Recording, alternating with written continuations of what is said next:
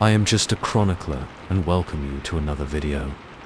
Since I know many of you watch to relax and fall asleep, I thought it would be nice if you left a comment telling me where you're listening from and if it's raining there. Don't forget to like the video and subscribe to the channel if you're enjoying the episodes. Now, it's time to get comfortable, relax, and begin. The statue's eyes followed me. I know that sounds crazy, but I swear on my life, those cold marble eyes tracked my every move. It was my first week as a guide at the Hillsdale Museum of Natural History, and already I was losing it. I'd always been a history buff, so when I landed this gig right out of college, I was over the moon. "You'll love it here," Jake, the museum director, Dr. Amelia Foster, had said during my interview. "Our artifacts have a way of coming to life." If only I'd known how right she was. My first few days were pretty standard.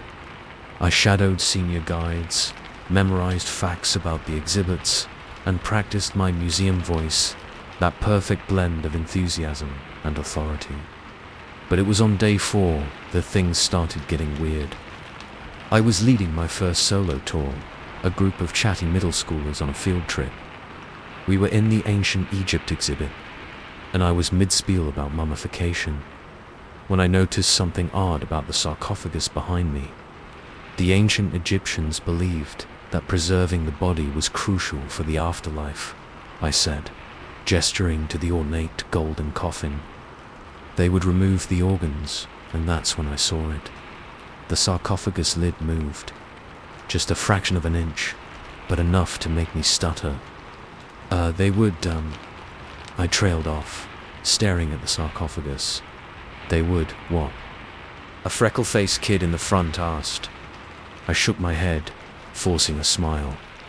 Sorry, lost my train of thought. As I was saying, they would remove the organs. I rushed through the rest of the tour, constantly glancing back at the sarcophagus. But it remained still, its painted eyes staring blankly ahead. After the kids left, I went back to examine it. The lid was firmly in place, no sign it had ever moved. I must have imagined it, I told myself. First day jitters and all that. But that was just the beginning. Over the next few days, I noticed more irregularities. Artifacts would be in slightly different positions than I remembered. The air in certain exhibits felt heavier, charged with some unseen energy. And always, there was the feeling of being watched. I tried to brush it off. Old buildings settle. Air currents can move light objects. And the feeling of being watched. Well, we had security cameras everywhere. That had to be it. Then came the night of the incident with the statue. It was a week into my job, and I was doing a late tour for a group of college students. We were in the Greek and Roman gallery, and I was talking about a marble statue of Apollo. This statue dates back to the 2nd century AD, I said, gesturing to the imposing figure. Note the contrapposto stance, with the weight shifted to one leg, giving a more natural, relaxed pose. As I spoke, I could have sworn the statue's head turned slightly, its eyes fixing on me. I faltered for a moment, but pressed on. The attention to anatomical detail is typical of the Hellenistic period, I continued, my voice shaking slightly. That's when one of the students, a guy with thick-rimmed glasses, raised his hand. "Excuse me, but wasn't this statue facing the other way earlier?" A chill ran down my spine. So I wasn't the only one who'd noticed. "No, it's always been like this," I lied, forcing a laugh. "Maybe you're thinking of a different statue." The student frowned but didn't push it. I rushed through the rest of the tour, hyper-aware of the statue's gaze following me around the room. After the group left, I stood alone in the gallery, staring at Apollo. "What the hell is going on?" I whispered. The statue, of course, didn't answer. But as I turned to leave, I heard a sound like stone grating on stone. I whirled around, my heart pounding. The statue was back in its original position, facing away from me. I ran out of there so fast I nearly tripped over my own feet. In the safety of the staff room, I tried to calm down, gulping water and taking deep breaths. "Get a grip, Jake," I muttered to myself. "You're letting your imagination run wild." But deep down, I knew something wasn't right. The next day, I arrived early, determined to get to the bottom of things. The museum was eerily quiet as I made my way to the security office. "Morning, Frank," I said to the night guard, trying to keep my voice casual. "Anything interesting on the cameras last night?" Frank, a heavy-set man in his 60s, shrugged. "Quiet as a tomb, as usual." "Why, do you ask?" I hesitated, then decided to take a chance. "Have you ever noticed anything strange happening here at night?" Frank's eyes narrowed. "Strange how, like, objects moving on their own, statues changing position." For a moment, Frank just stared at me. Then he burst out laughing. "Oh, you're gonna fit right in here, kid. Everyone gets the heebie-jeebies at first. This place will play tricks on your mind if you let it." I forced a laugh, but my unease only grew. If Frank hadn't seen anything on the cameras, did that mean I was going crazy? As the days went on, the incidents became more frequent and harder to ignore. I'd enter a room to find all the paintings slightly askew. Ancient pottery would be rearranged in its display case. And always, that feeling of being watched. I started dreading coming to work. My tours became rushed affairs as I tried to get groups in and out of exhibits as quickly as possible. I could tell visitors were picking up on my unease, their own eyes darting nervously around the rooms. It all came to a head about 2 weeks into my job. I was leading an evening tour, just a small group of 4 adults. We were in the medieval exhibit, and I was explaining the significance of a suit of armor. "This armor belonged to Sir William de Warenne," I said, gesturing to the imposing metal figure. "Note the intricate engravings on the breastplate, typical of 15th century craftsmanship." As I spoke, I noticed one of the visitors, a middle-aged woman with short grey hair, frowning at something behind me. I turned to look, and my blood ran cold. The armor's helmet had turned, its empty eye slits now facing directly at me. I stumbled backward, nearly knocking over a display case. The visitors murmured in confusion. "Are you all right?" the grey-haired woman asked, concern in her voice. I couldn't speak. My eyes were fixed on the armor, willing it to move again, to prove I wasn't losing my mind.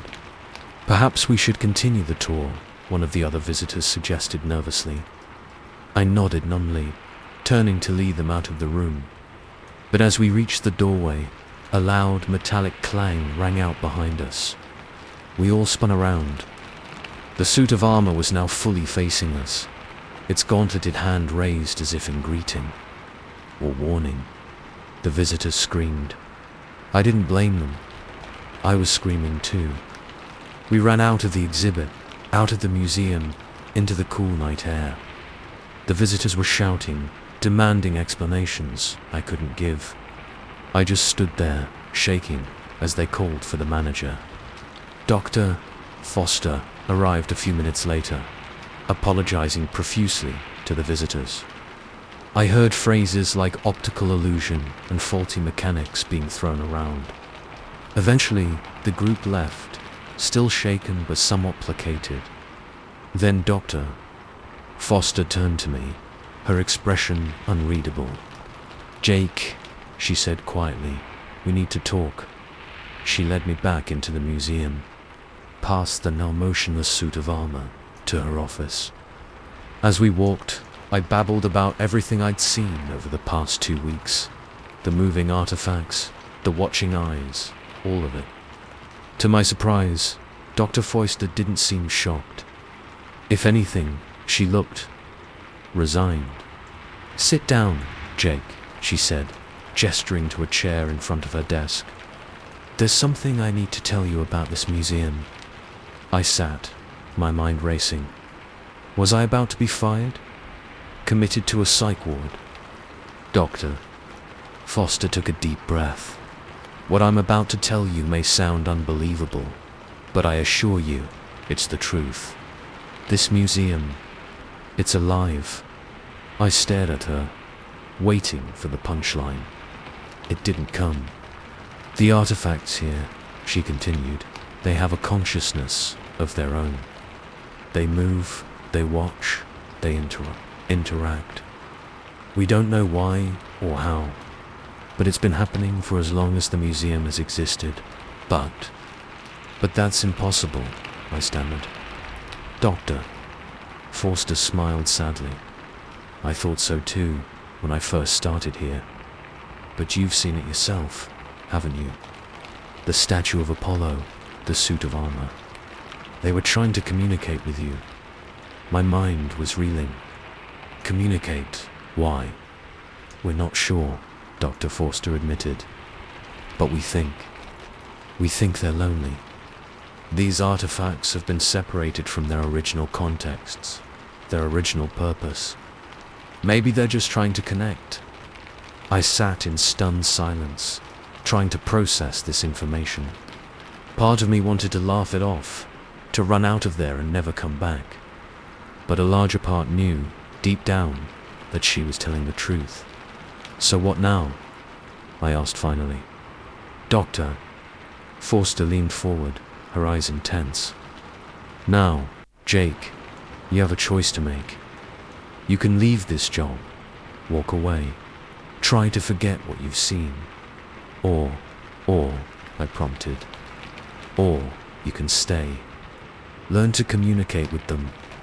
Help us understand this phenomenon. It won't be easy. It might even be dangerous. But it will be the adventure of a lifetime. I looked at her, then out the window at the darkened museum beyond. I thought about the watching eyes, the moving statues, the millennia of history contained within these walls. And I made my choice. Where do we start? I asked. Doctor. Foster smiled, relief and excitement mingling in her expression. Welcome to the real Hillsdale Museum of Natural History, Jake. Your orientation begins now, as we stood to leave her office. I could have sworn I heard a faint whisper, like stone grinding on stone, echoing through the halls. The artifacts were waiting, and this time I was ready to listen. Story 2. The face in the painting was mine, but that was impossible. This artwork was centuries old, and yet there I was, staring back at myself with eyes that seemed to hold secrets I couldn't begin to fathom. It all started 3 weeks ago, when I received an email that would change my life. Ms. Evelyn Carter, it read. Your expertise in art restoration is requested at Ravencrest Castle. I nearly spit out my coffee. Ravencrest was legendary in the art world. A remote Scottish castle rumored to house one of the most extensive private collections in Europe. Getting an invite there was like winning the lottery for someone in my field. 2 days later, I was on a plane to Scotland, my head spinning with excitement. The drive from Edinburgh to Ravencrest was like traveling back in time. Rolling green hills gave way to craggy mountains, mist clinging to the peaks like something out of a Gothic novel. As we rounded a bend, the castle came into view. My breath caught in my throat. Ravencrest was an imposing structure of dark stone and sharp spires that seemed to pierce the low-hanging clouds. It looked more like a fortress than a home, its windows like watchful eyes surveying the desolate landscape. My driver, a taciturn man named Fergus, grunted as we pulled up to the massive oak doors. Watch yourself in there, lass, he said, his thick brogue making the words sound more ominous than perhaps intended. Ravencrest has a way of changing people. Before I could ask what he meant, The doors swung open, revealing a tall, slender man with silver hair and piercing blue eyes. "Ms. Carter," he said, his voice cultured and smooth. "I'm Lord Edward Ravencrest. Welcome to my home." As I stepped inside, the chill of the Scottish air gave way to a different kind of cold, the kind that seeps into your bones and refuses to leave. The entrance hall was cavernous, its walls adorned with paintings and tapestries that seemed to whisper with centuries of secrets. Lord Ravencrest led me through a maze of corridors, each lined with more artwork than some museums I'd worked in. Finally, we reached a heavy wooden door. "This," he said, his hand on the ornate handle, "is why I brought you here." The room beyond was clearly a restoration studio, but unlike any I'd ever seen. State-of-the-art equipment sat alongside artifacts that looked ancient enough to be in a museum themselves. But my eyes were drawn immediately to the large canvas on an easel in the center of the room. It was a portrait, that much was clear, but the subject was obscured by centuries of dirt, grime, and darkened varnish. All I could make out was the vague outline of a face and what might have been a pair of eyes. "This painting," Lord Ravencrest said, his voice hushed with reverence, "has been in my family for generations. It's said to be the work of a 16th century artist known only as the Alchemist. I want you to restore it." I approached the canvas, my expert eye already assessing the work ahead. "It's in remarkable condition, considering its age," I mused. "The crackler pattern suggests," I stopped short as a wave of dizziness washed over me. For a moment, I could have sworn those obscured eyes were looking right at me. Lord Ravencrest steadied me with a hand on my shoulder. "Are you all right, Miss Carter?" I shook my head, clearing the strange sensation. "Yes, sorry. Just a bit of jet lag, I suppose." He nodded, though his eyes held a glint of, "Was that amusement? I'll leave you to your work then. If you need anything, just ring the bell by the door. And Ms. Carter," he paused at the threshold, "do you be careful. This painting, it has a reputation for affecting those who work on it." Single quote with that cryptic warning. He was gone, leaving me alone with the mysterious portrait. I spent the rest of that day setting up my equipment and doing preliminary tests. By the time I finally crawled into bed in my assigned guest room, my dreams were filled with swirling colors and eyes that seemed to follow me through an endless maze of castle corridors. The real work began the next morning. I started with gentle cleaning, carefully removing layers of grime. As the hours ticked by, features began to emerge from the darkness. The curve of a jaw, the slope of a nose.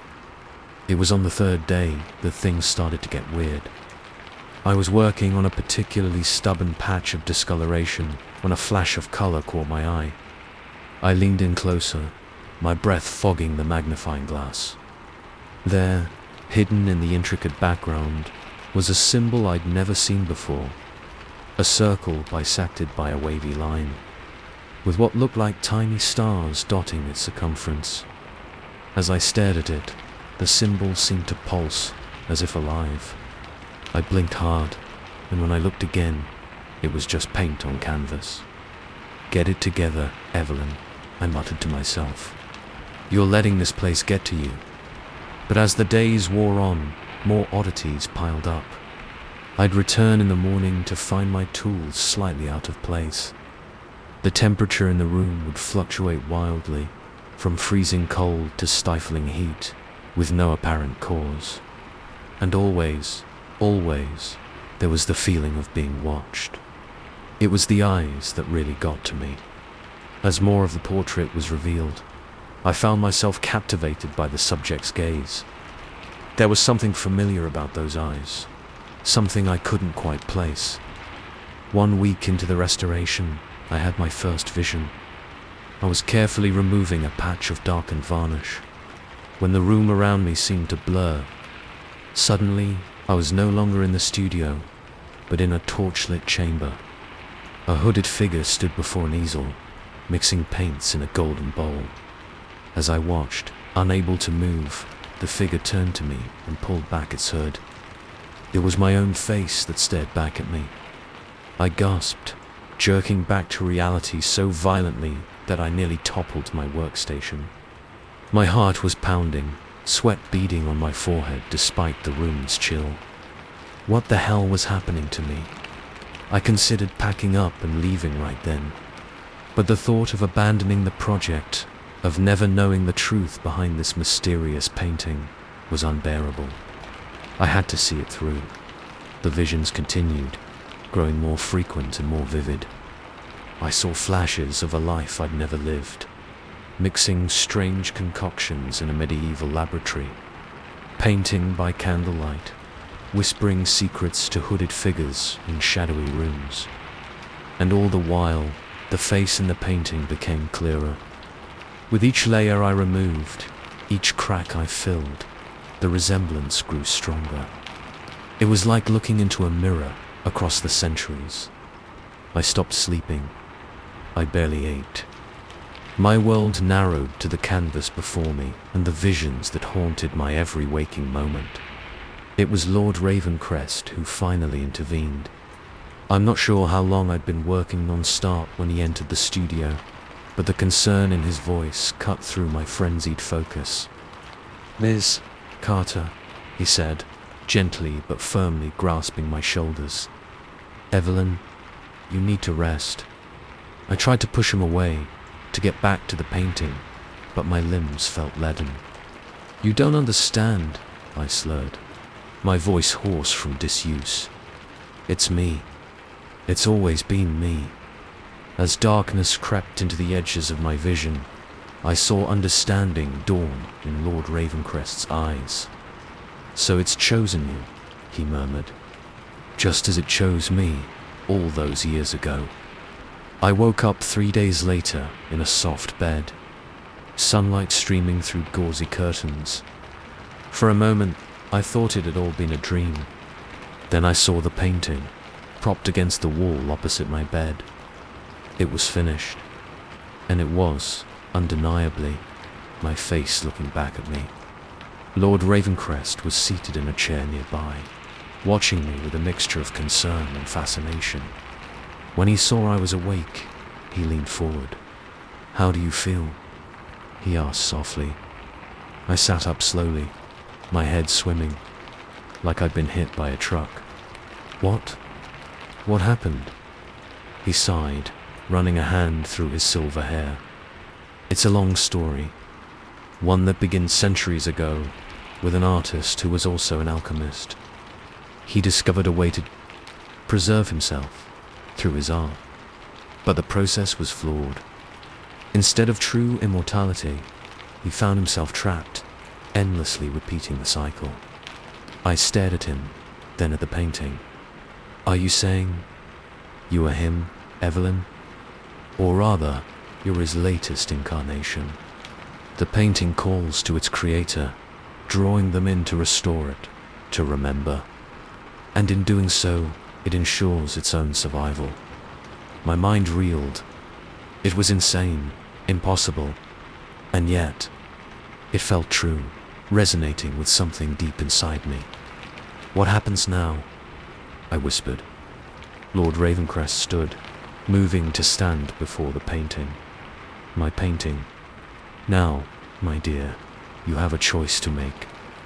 You can leave, try to forget all this, live out this life as Evelyn Carter, or, I prompted, though I feared I already knew the answer.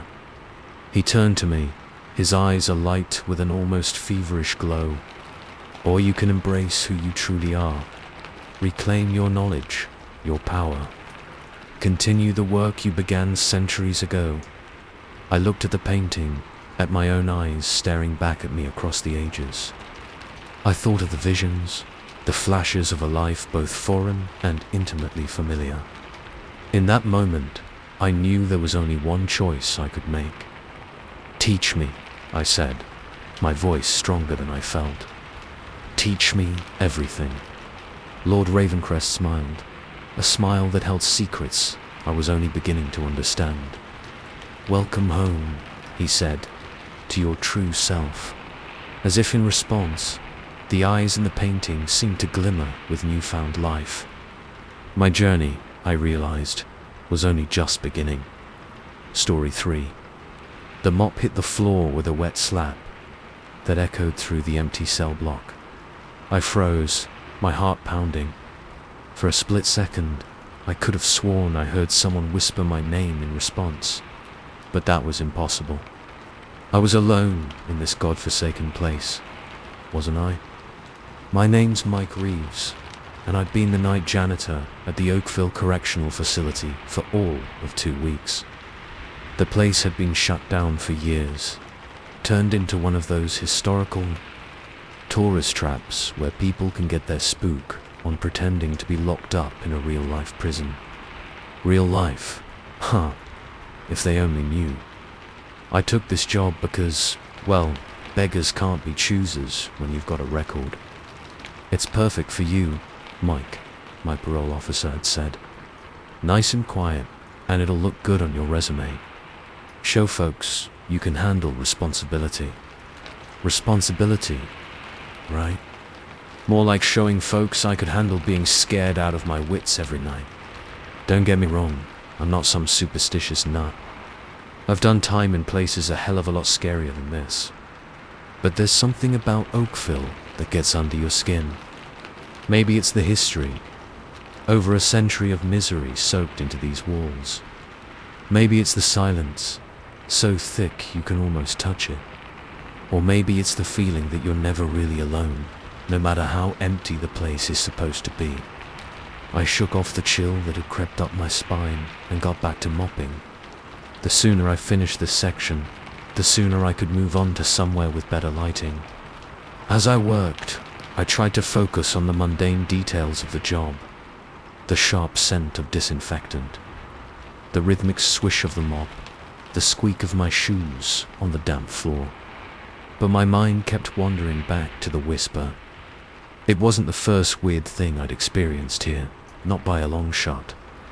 There were the footsteps I sometimes heard echoing down distant corridors, the sudden cold spots that would appear out of nowhere, the feeling of being watched, even when I was in a room with no windows and only one door. And then there were the dreams. Every night since I started this job, I'd had the same dream. I'm walking down one of the cell blocks, not as the janitor, but as a prisoner. The cells are full, other inmates calling out, some threatening, some pleading. But I can't look at them. My eyes are fixed straight ahead, drawn to the last cell on the right. As I approach, the noise fades away. The cell door swings open with a creak that sets my teeth on edge. And there, sitting on the bunk, is me. But not me as I am now. This version of me is younger, angrier, with eyes that burn with a hatred I can't begin to understand. I always wake up in a cold sweat, just as Dream Me looks up and grins. A loud clang snapped me back to reality. I whirled around, nearly slipping on the wet floor. "Hello," I called out, my voice embarrassingly shaky. "Someone there?" Silence was my only answer. I laughed nervously, running a hand through my thinning hair. "Get it together, Mike," I muttered. "You're letting this place get to you." I glanced at my watch. 2:15 a.m. Great. Still hours to go before my shift ended. I decided to take a break, heading to the guard station where I'd set up a little rest area for myself. As I walked, I couldn't shake the feeling that someone or something was following me. The hairs on the back of my neck stood up, and I quickened my pace. The guard station was a welcome sight. Its glass walls and bright fluorescent lighting a stark contrast to the gloom of the cell blocks. I collapsed into the creaky office chair, pulling out the sandwich I'd packed for dinner. As I ate, I found my eyes drawn to the bank of monitors on the desk. They showed feeds from the security cameras scattered throughout the prison. Most of them were dark or showed empty corridors. But one, I leaned in closer, squinting at the grainy black and white image. It showed one of the old solitary confinement cells. For a second, I could have sworn I saw movement inside. A shadow, maybe, or a flicker of light. I blinked, and the image was normal again. Just an empty cell. "You're losing it, old man," I said aloud, the sound of my voice oddly comforting in the silence. I finished my sandwich and stood up, stretching. As I did, something on one of the lower shelves caught my eye. It was an old file box, dusty and water-stained. Curiosity got the better of me, and I pulled it out. Inside were stacks of yellowed papers, old inmate records, by the look of them. I started flipping through them idly, more to pass the time than anything else. That's when I saw it. A face I recognized, staring up at me from a faded photograph paper-clipped to one of the files. My face. My hands shook as I read the name on the file. Michael J. Reeves. My name, my date of birth, but the date on the file, 1952. "This is impossible," I whispered, flipping through the pages. The details of the crime, the sentencing, even the prisoner's background, it all matched my own history. But this Michael Reeves had been incarcerated at Oakville over 70 years ago. A chill ran down my spine as I remembered the dreams. The younger version of myself, sitting in that cell. The lights in the guard station flickered, then went out completely. I was plunged into darkness, the file still clutched in my trembling hands. "No," I muttered, fumbling for the flashlight on my belt. "No, no, no." The beam of light cut through the darkness, illuminating the glass walls of the guard station. And there, on the other side of the glass, was a face. My face. But younger, angrier, with eyes that burned with a hatred I couldn't begin to understand. I stumbled backward, knocking over the chair. The face disappeared, but I could hear footsteps now, echoing through the corridors. Coming closer, I ran. I don't know how long I ran through those dark hallways, my flashlight beam bouncing wildly off the walls. Every turn seemed to bring me back to the same place. The footsteps were always behind me, never quite catching up but never falling behind. Finally, gasping for breath, I found myself in front of a familiar cell. The last one on the right, the cell from my dreams. The footsteps stopped. Slowly, dreading what I'd see, I turned around. He stood there, this other Michael Reeves, looking exactly like the photo in the file. He wasn't angry anymore. He was smiling. "Took you long enough," he said, his voice a perfect match for my own. "Do you understand now?" I shook my head, unable to speak. He sighed, taking a step closer. I pressed myself against the cell door, the metal cold against my back. "We're the same, you and I," he said. "We made the same mistakes, lived the same life, but I found a way out, a way to start over." "How?" I managed to croak out. His smile widened. "This place, it has power. I made a deal, you could say. Every 70 years, I get a chance to live again, to try and make things right." The implications of what he was saying hit me like a punch to the gut. "You mean, I'm you, your next try?" He nodded. "And you've failed, just like all the others. But don't worry, we'll get another chance." Before I could react, he lunged forward, grabbing my arms. I tried to fight, but it was like trying to push against a brick wall. "No," I shouted. "I'm not you. I'm me. I'm Mike Reeves." "Yes, you are," he said, his voice almost gentle. and so am I. The cell door swung open behind me. I felt myself falling backward into darkness. The last thing I saw was my own face, young and full of hope, smiling down at me. I woke up with a start, my heart pounding. I was in my bed, in my small apartment. Sunlight streamed through the window. For a moment, I just lay there, trying to calm my breathing. It had just been a dream, a vivid, terrifying dream, but a dream nonetheless. Then my phone buzzed. A text from my parole officer. "Don't forget, first day at the new job tonight. Oakville Correctional Facility, 10 p.m. sharp. Make me proud." I stared at the phone, a cold sweat breaking out on my forehead.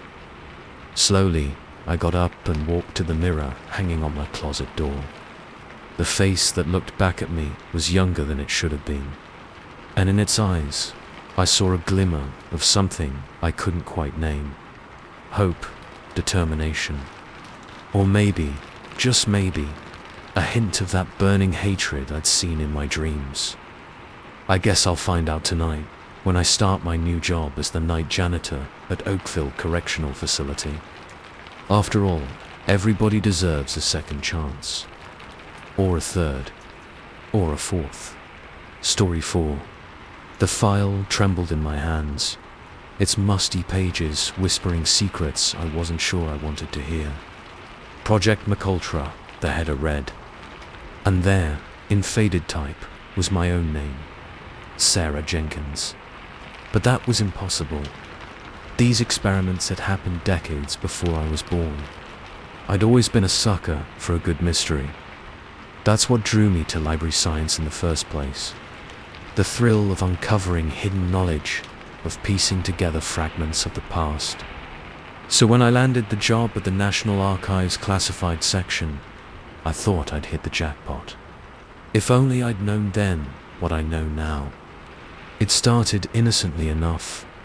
My first day on the job, my supervisor, a stern-faced woman named Dr. Elisa Thornton, gave me a tour of the facility. "This isn't like your local public library, EMS.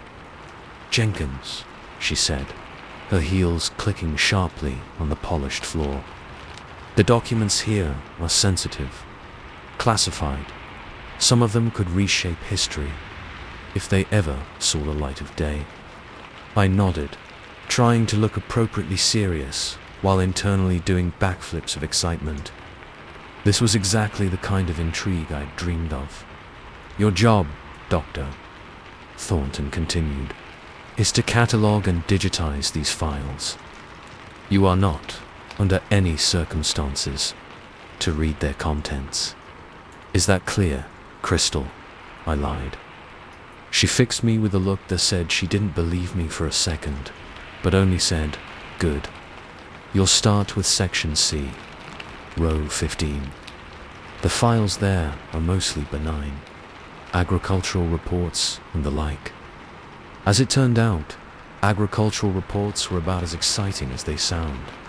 For weeks, I dutifully scanned endless documents about crop yields and fertilizer experiments, daydreaming about the juiciest secrets that must be hidden in other sections. Then came the day I found the misplaced file. I was elbow deep in a box of papers about soybean production, when I noticed an odd folder wedged at the bottom. Its label was different from the others.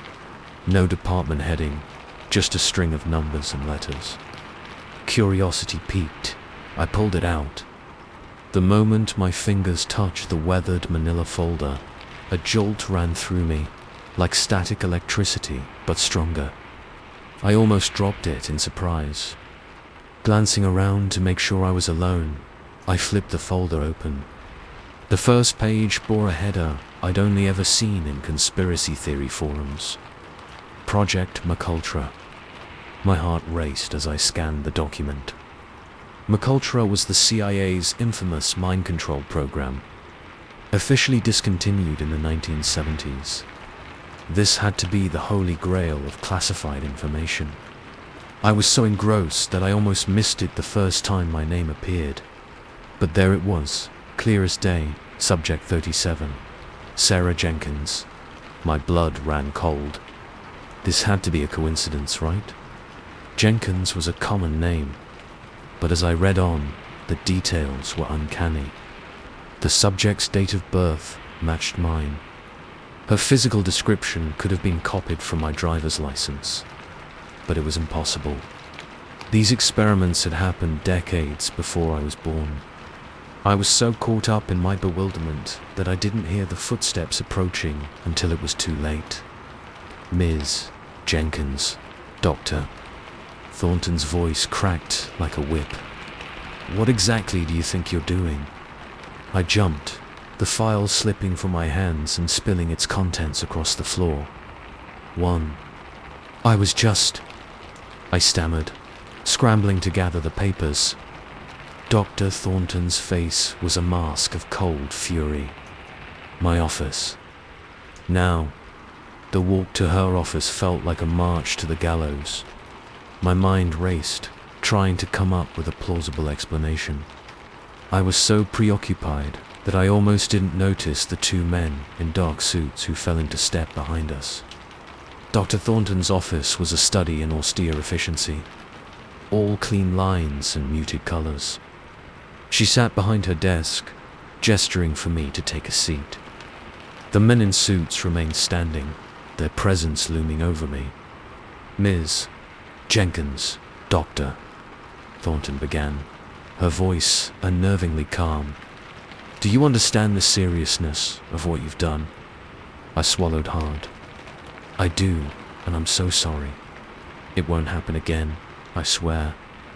She sighed, exchanging a look with the suited men. I'm afraid it's not that simple. You've seen things you weren't meant to see, things that raise questions. A chill ran down my spine.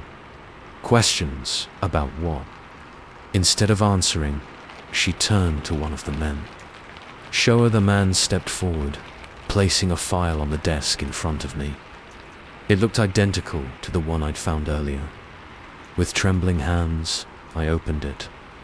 The first page was a photograph of me, but not the me of today. This was a younger version, maybe early 20s, with a haunted look in her eyes that I didn't recognize. This photo was taken in 1967, Doctor, Thornton said quietly.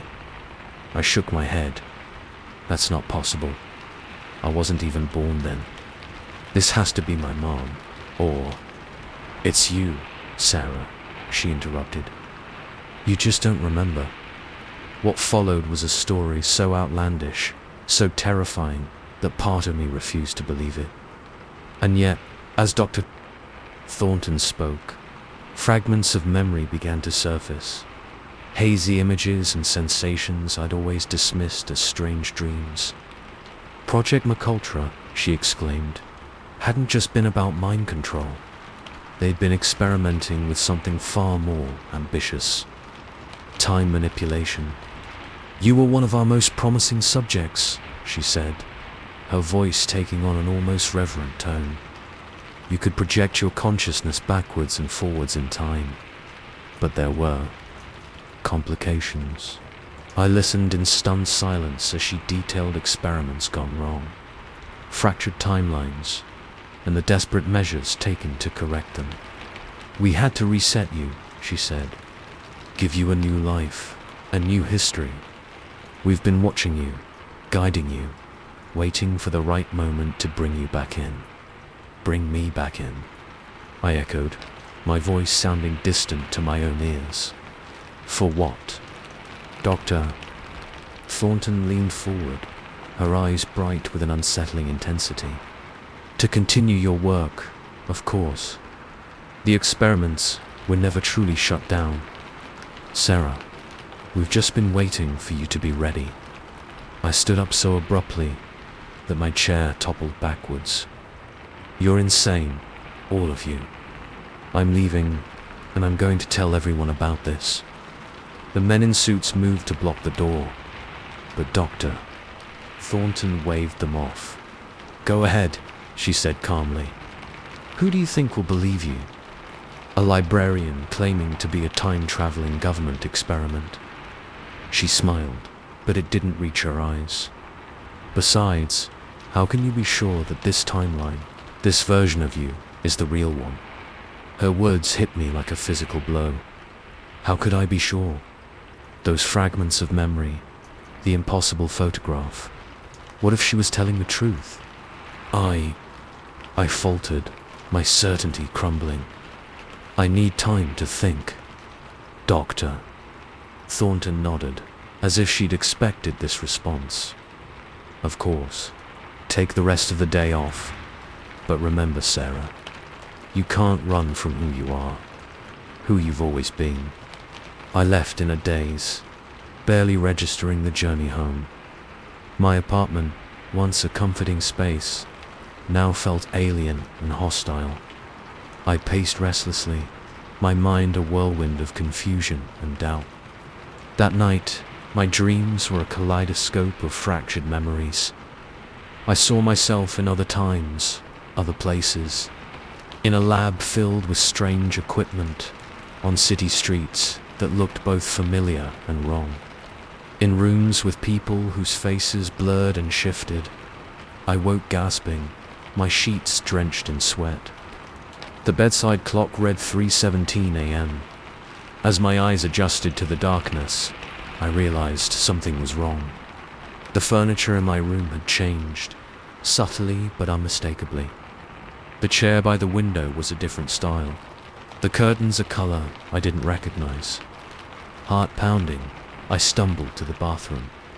The face that looked back at me from the mirror was my own, but different.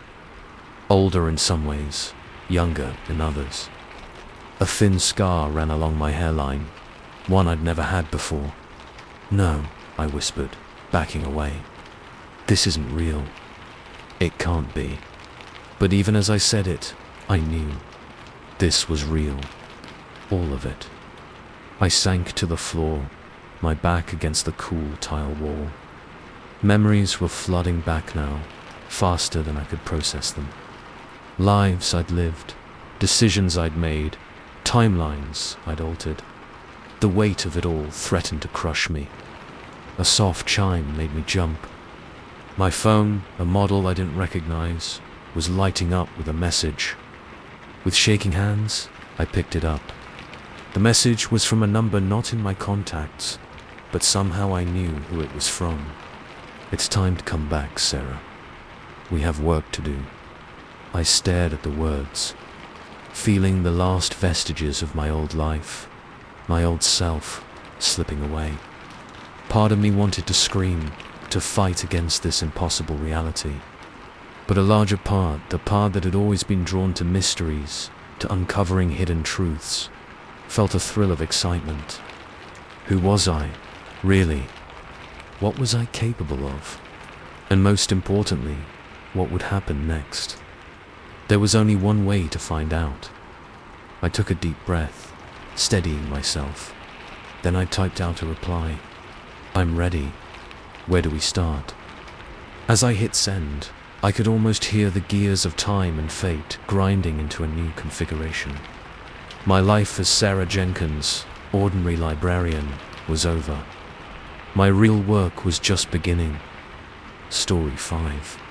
The chisel slipped, gouging a deep scratch into the ancient stone. I cursed under my breath, my hand shaking as I set the tool aside. This wasn't like me. I'd been doing this job for over a decade, and I'd never been so distracted. But then again, I'd never uncovered anything quite like this before. My name is Dr. Alex Hartley, and up until 3 weeks ago, I was living my dream as the lead archaeologist on a dig in southern Italy. We were excavating what we thought was a minor Roman settlement. Nothing earth-shattering, just another piece in the vast puzzle of ancient history. Then we found the temple. It was unlike anything I'd ever seen. Buried deep beneath layers of soil and centuries of human habitation, the structure seemed to defy everything we knew about Roman architecture. The stones fit together with impossible precision, no mortar needed. and the symbols carved into every surface. They weren't like any language I'd ever encountered, ancient or modern, but it was the altar that really got to me. A massive slab of black stone, so dark it seemed to absorb the light from our work lamps. And there, etched into its surface, was a word I recognized. My name, Alex. I hadn't told anyone about that yet. How could I? They'd think I was losing my mind. Hell, maybe I was. Doctor. Hartley, a voice jolted me from my thoughts. It was Emma, one of my grad students. Are you okay? You've been staring at that wall for like 10 minutes. I forced a smile, trying to ignore the way the symbols on the wall seemed to writhe in my peripheral vision. I'm fine, Emma. Just lost in thought. Ancient history, you know. She nodded, but I could see the concern in her eyes. Maybe you should take a break. You've been down here for hours. Had I? I glanced at my watch, surprised to see it was well past midnight. When had that happened? You're right, I said, stretching to ease the stiffness in my back. I'll head up in a bit. Just want to finish this section. Emma hesitated, then nodded. Okay, don't stay too long. It's kind of creepy down here at night. I watched her climb the ladder out of the excavation pit, her headlamp bobbing like a retreating firefly. As the sound of her footsteps faded, the silence seemed to press in around me, broken only by the soft scrape of my chisel on stone. I turned back to the wall I'd been working on, trying to focus on the task at hand. But my eyes kept being drawn to the altar, to that impossible word carved into its surface. Before I knew it, I was standing in front of it, my hand reaching out to trace the letters of my name. The stone was cold beneath my fingers, far colder than it should have been in the stuffy air of the underground chamber. And then the whispering started. At first, I thought it was just the wind whistling through the excavation. But as I listened, I began to make out words, or at least what sounded like words. They weren't in any language I knew, but somehow I understood them. Alex, they seemed to say. Remember. You must remember. I jerked my hand back as if burned, stumbling away from the altar. My heart was pounding, sweat beading on my forehead despite the chill in the air. Get a grip, Alex, I muttered to myself. You're overtired. Imagining things. But even as I said it, I knew it wasn't true. Something was happening here. Something I couldn't explain with archaeology or science or any of the rational frameworks I'd built my life around. I practically ran to the ladder, desperate to get out of that oppressive darkness. But as I reached for the first rung, I froze. There, carved into the metal, were those same strange symbols I'd seen all over the temple. Symbols that definitely hadn't been there when we installed the ladder. My vision swam, the world tilting sideways. I felt myself falling, but instead of hitting the hard-packed earth, I kept going. Tumbling through darkness shot through with flashes of light and color. When I came to, I was lying on my back, staring up at a sky that was wrong, instead of stars. Strange symbols swirled overhead, pulsing with an eerie light. I sat up, my head spinning, and found myself in the middle of a vast plaza. Buildings of impossible architecture loomed around me, their surfaces crawling with those same maddening symbols. Welcome home, Alexius, a voice said behind me. I whirled around to find myself face to face with me, or rather, a version of me dressed in the robes of a Roman senator, a circlet of gold on his brow. This isn't real, I said, my voice shaking. I'm hallucinating, or dreaming, the other me. Alexius smiled, but it was a sad expression. I'm afraid not, old friend. This is very real. As real as the life you've been living, At least. What are you talking about? Where am I? Alexius gestured at the bizarre cityscape around us. This is Rome. Or rather, what Rome became after we changed it. After we brought back the knowledge that was never meant for mortal minds. I shook my head, trying to make sense of his words. I've never been here before. I'm an archaeologist, not a... whatever this is. You don't remember, Alexius said, his voice heavy with something like pity. Of course. That was the point, after all. To forget, to start over.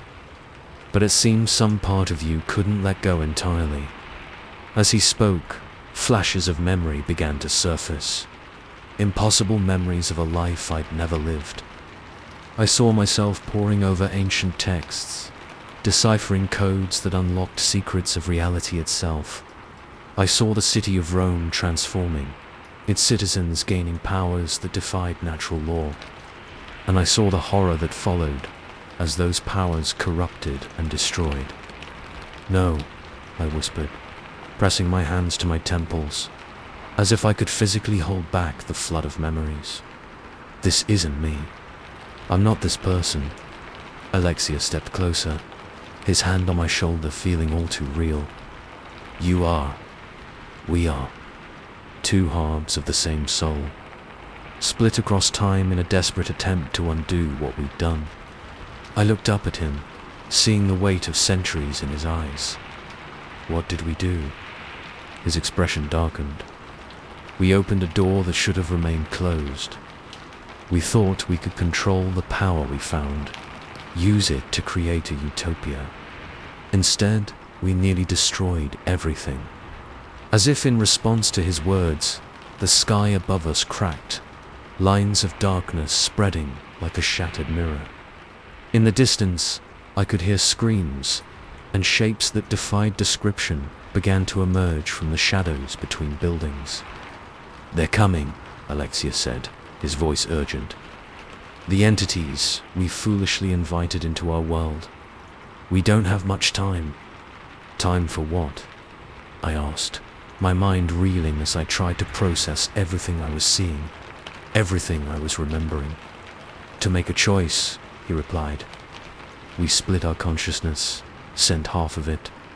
You back in time to live a normal life, to approach our discovery with fresh eyes.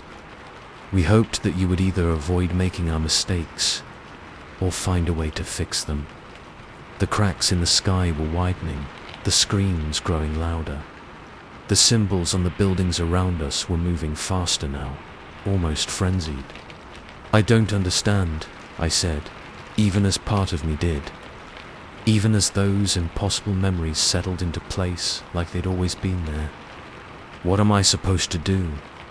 Alexius gripped my shoulders, his eyes boring into mine. You have to decide. You can wake up, return to your life as Alex the archaeologist. Forget all of this, destroy the temple, and hope that's enough to keep the door closed. Or, I prompted, dreading the answer. Or you can remember, fully, completely.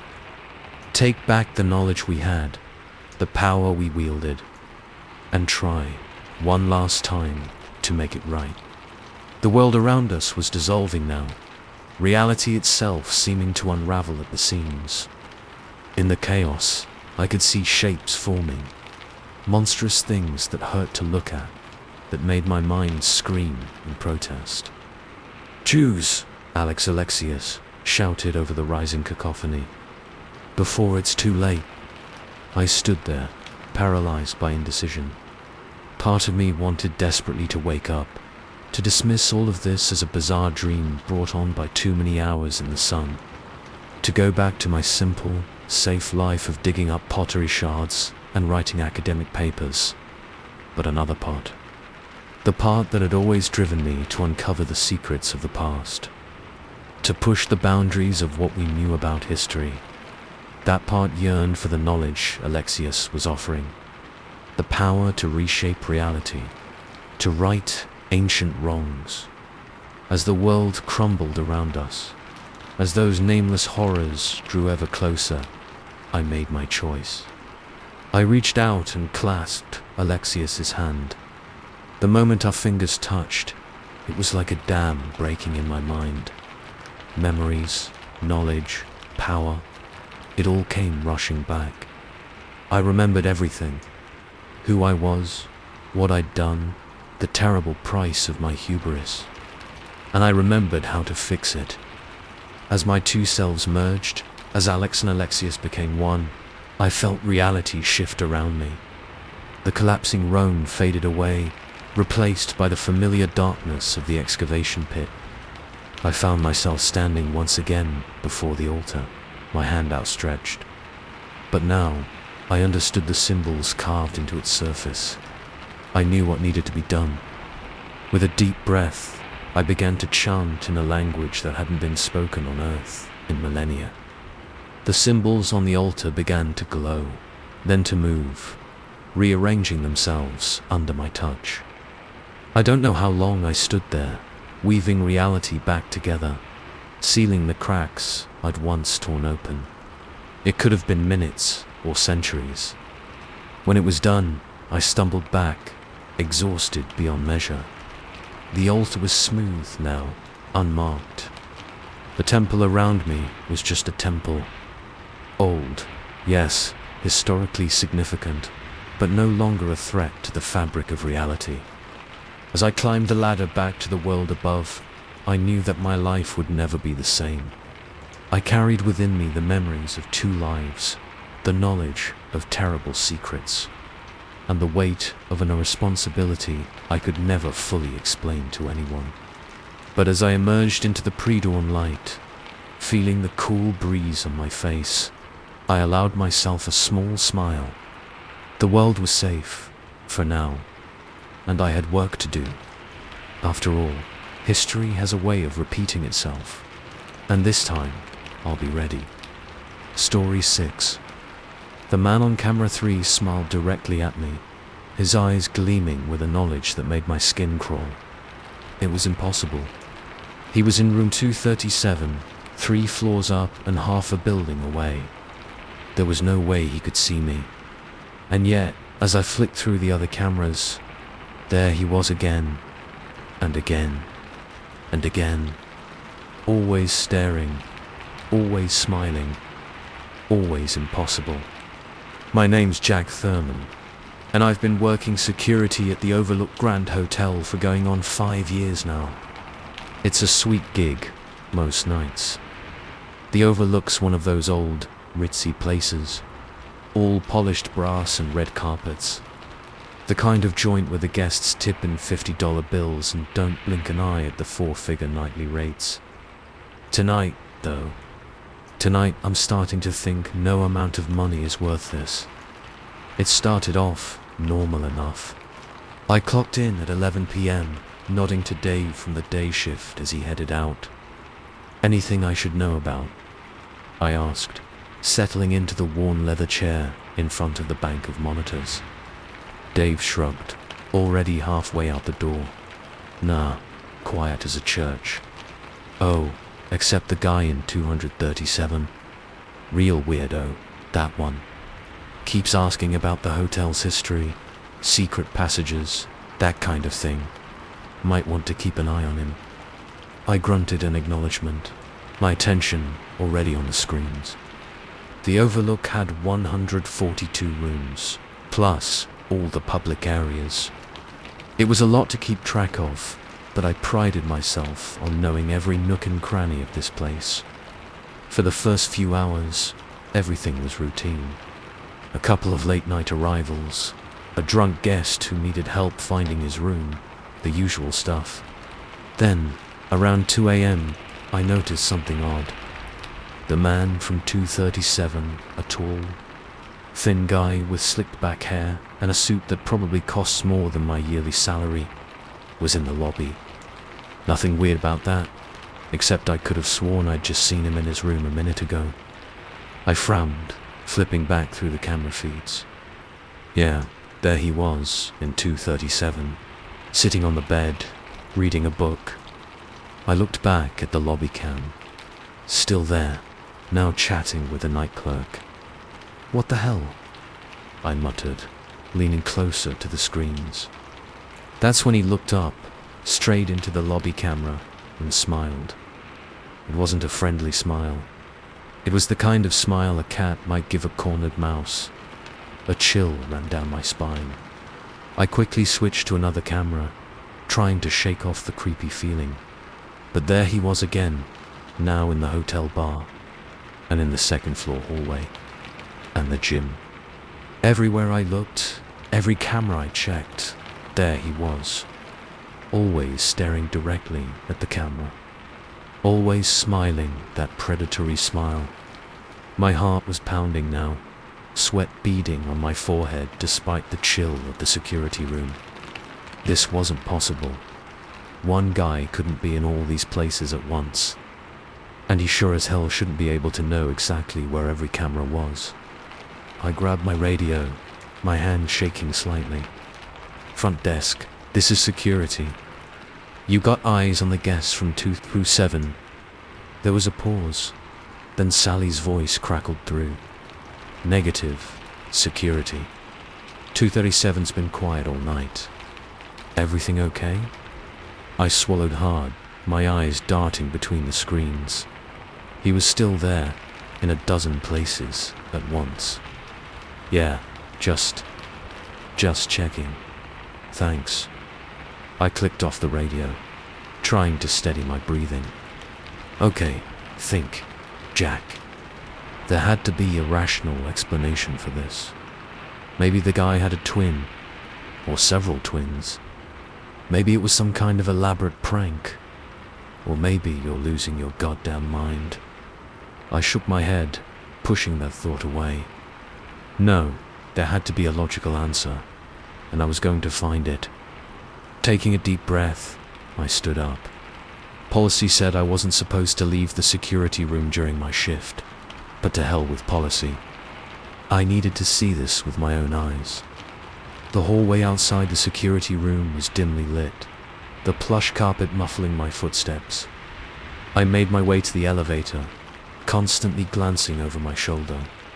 The weight of my flashlight on my belt was reassuring, but I found myself wishing for something a bit more substantial, like a tank. The elevator dinged, the doors sliding open with a whisper. I stepped inside, my finger hovering over the button for the second floor. That's where I'd last seen him, in the hallway near the ice machine. As the elevator rose, I could have sworn I heard something. A low, rhythmic sound, almost like chanting. But when I held my breath to listen, there was nothing but the soft hum of the elevator. The doors opened, and I stepped out into the second floor hallway. It looked normal enough. The same ugly floral wallpaper, the same numbered doors, the same. I froze. There, at the end of the hallway, was the man from 237. He was facing away from me, his hand resting on the door to the ice room. Hey, I called out, my voice sounding too loud in the quiet hallway. Sir, I need to speak with you. He didn't move, didn't even seem to breathe. I took a step forward, my hand moving to my flashlight. Sir, I'm going to need you to turn around slowly. Still nothing. The silence was oppressive, broken only by the pounding of my heart. I was about 10 feet away from him now, close enough to see the perfect part in his slicked back hair, the immaculate cut of his suit jacket, close enough to see that he wasn't breathing. Last warning, I said, trying to keep the tremor out of my voice. Turn around now, or I'm calling the police. Slowly, so slowly it seemed to take hours, he began to turn. I tensed, ready for, I don't know what, but nothing could have prepared me for what I saw. His face was wrong. It was like someone had taken features from a dozen different people and mashed them together. Eyes that didn't match, a nose that was too small, lips that were too wide. And all of it was shifting, changing, like clay being molded by invisible hands. I stumbled back, a scream caught in my throat. The thing, because it sure as hell wasn't a man, smiled that terrible smile. "Hello, Jack," it said, its voice a chorus of whispers. "We've been waiting for you." I ran. I'm not ashamed to admit it. I ran like the hounds of hell were after me, and for all I knew, they were. I didn't bother with the elevator, just bolted for the stairs, taking them 2, 3 at a time. I burst out of the stairwell into the lobby, gasping for breath. Sally looked up from the front desk, her eyes wide with alarm. "Jack, what's wrong?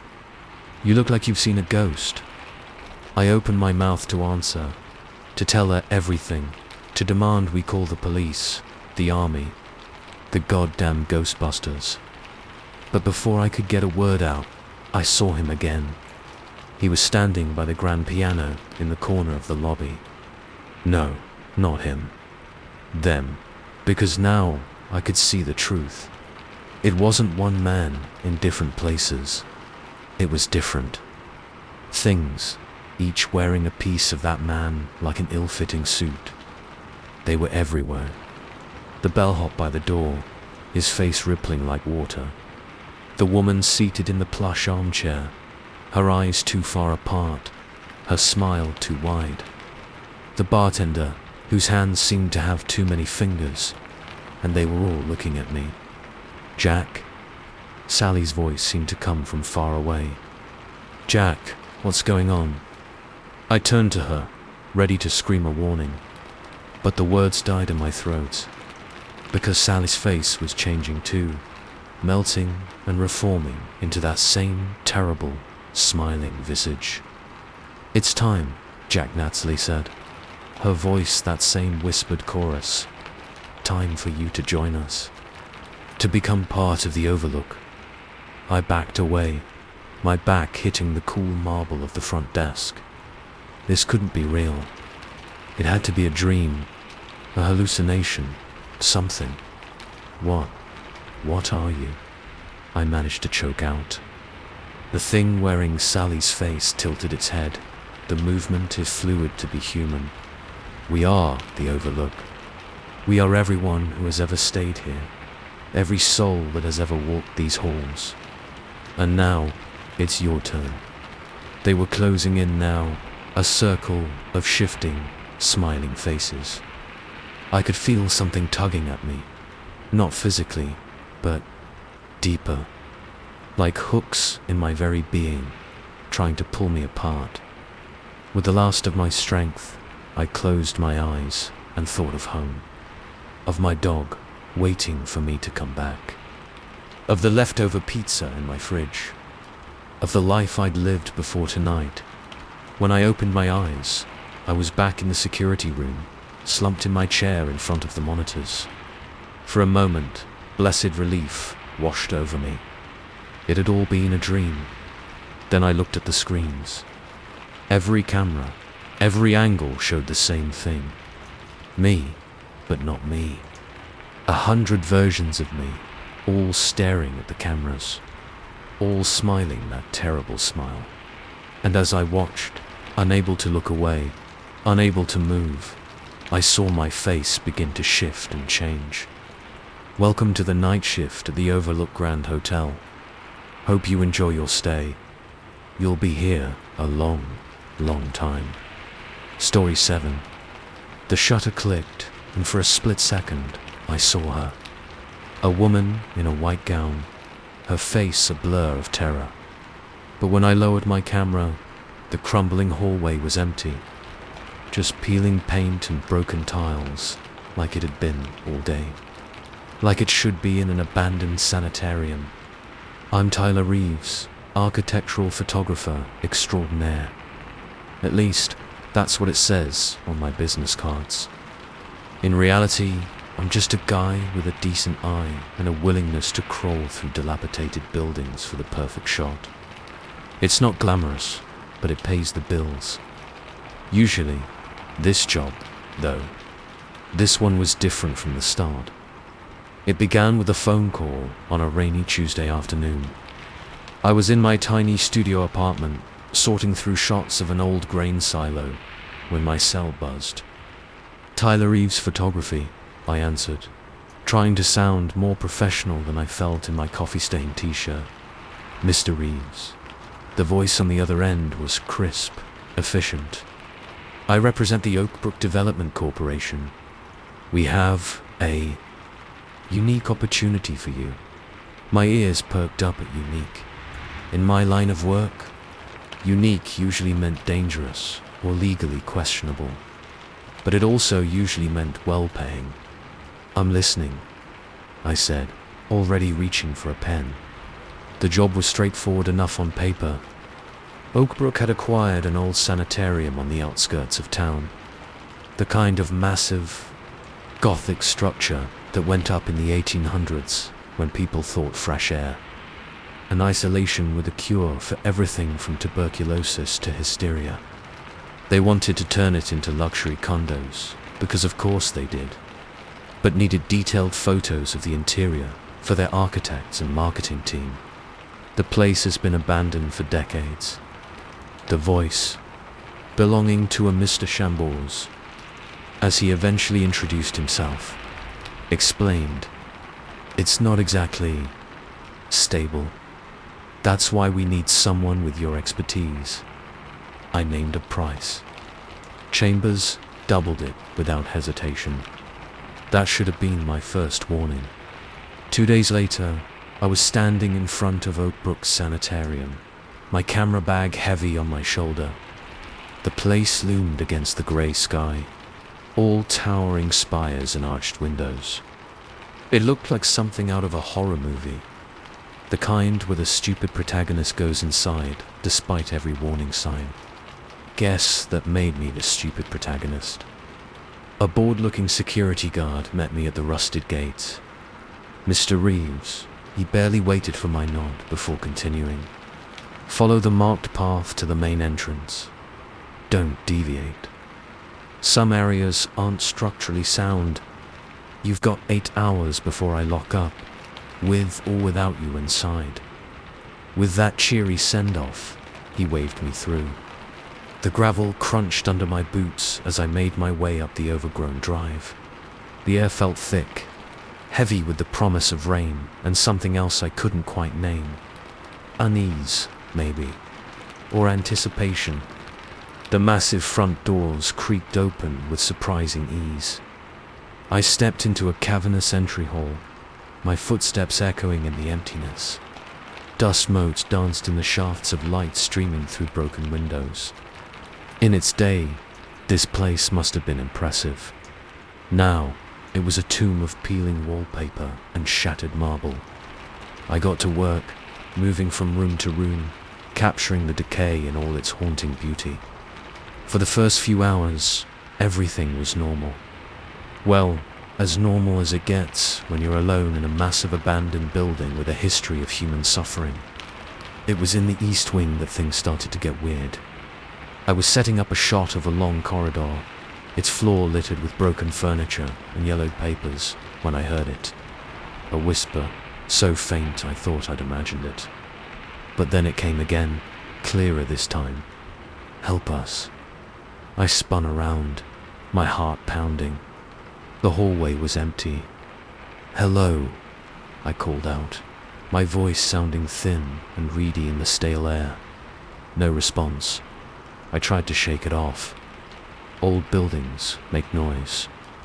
It was probably just the wind, or my imagination working overtime. I turned back to my camera, determined to finish the job and get out of there. That's when I saw her for the first time. The woman in the white gown, standing at the far end of the hallway. She was there for just a moment, gone when I blinked. But in that instant, I saw the terror on her face, the way her mouth opened in a silent scream. My hands shook as I raised my camera, more out of instinct than any real plan. The shutter clicked, capturing an empty hallway. I should have left then.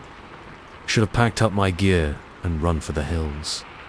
But curiosity, or maybe something darker, kept me there. I had to know if what I'd seen was real. As I delved deeper into the sanitarium, the whispers grew more frequent. They came from behind closed doors, from empty rooms, from the very walls themselves. Pleas for help, snatches of conversation, screams cut short. And always, just at the edge of my vision, figures. Patients in hospital gowns, nurses in old-fashioned uniforms, doctors with gleaming instruments and cold eyes. I photographed it all, or tried to. But every time I checked my camera, the images showed nothing but empty rooms and decaying halls. It was maddening. I knew what I was seeing, what I was hearing. Why couldn't I capture it? The deeper I went, the more oppressive the atmosphere became. The air grew thick and heavy, like trying to breathe underwater. The lights seemed to bend in impossible ways, casting shadows that moved when I wasn't looking directly at them. And the whispers, God, the whispers. I lost track of time, of how many rooms I'd photographed, of how deep into the labyrinthine building I'd gone. My head was pounding, my vision blurring at the edges, but I couldn't stop. I had to keep going, had to find proof of what I was experiencing. It was in a small room, tucked away in what must have been the oldest part of the sanitarium, that I found it. The room was bare, except for a single chair in the center and a large, ornate mirror on the far wall. As I approached, my reflection seemed to ripple, like the surface of a pond disturbed by a thrown stone. I raised my camera, focusing on the mirror. And in that moment, everything changed. The room in the reflection wasn't empty. It was filled with people. Patients, doctors, nurses, all going about their business as if I wasn't there. As if the sanitarium was still open, still full of life and suffering. I lowered the camera, and the mirror showed only my pale, sweating face. Raised it again, and the scene returned, this time with the figure staring directly at me. 100 eyes, pleading, accusing, hungry. The shutter clicked, and the world exploded into chaos. The whispers became screams, a cacophony of agony and rage that threatened to split my skull. The figures poured out of the mirror, no longer confined to reflections and peripheral glimpses. They surrounded me, their hands cold as ice, and somehow horribly solid, grasping at my clothes, my skin, my very being. I tried to run, but the doorway had vanished, replaced by a solid wall of twisted, tortured faces. I screamed, the sound lost in the roar of 100 other voices. And then, as suddenly as it had begun, it stopped.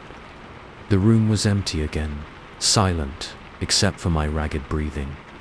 I stood there, shaking, my camera clutched to my chest like a shield.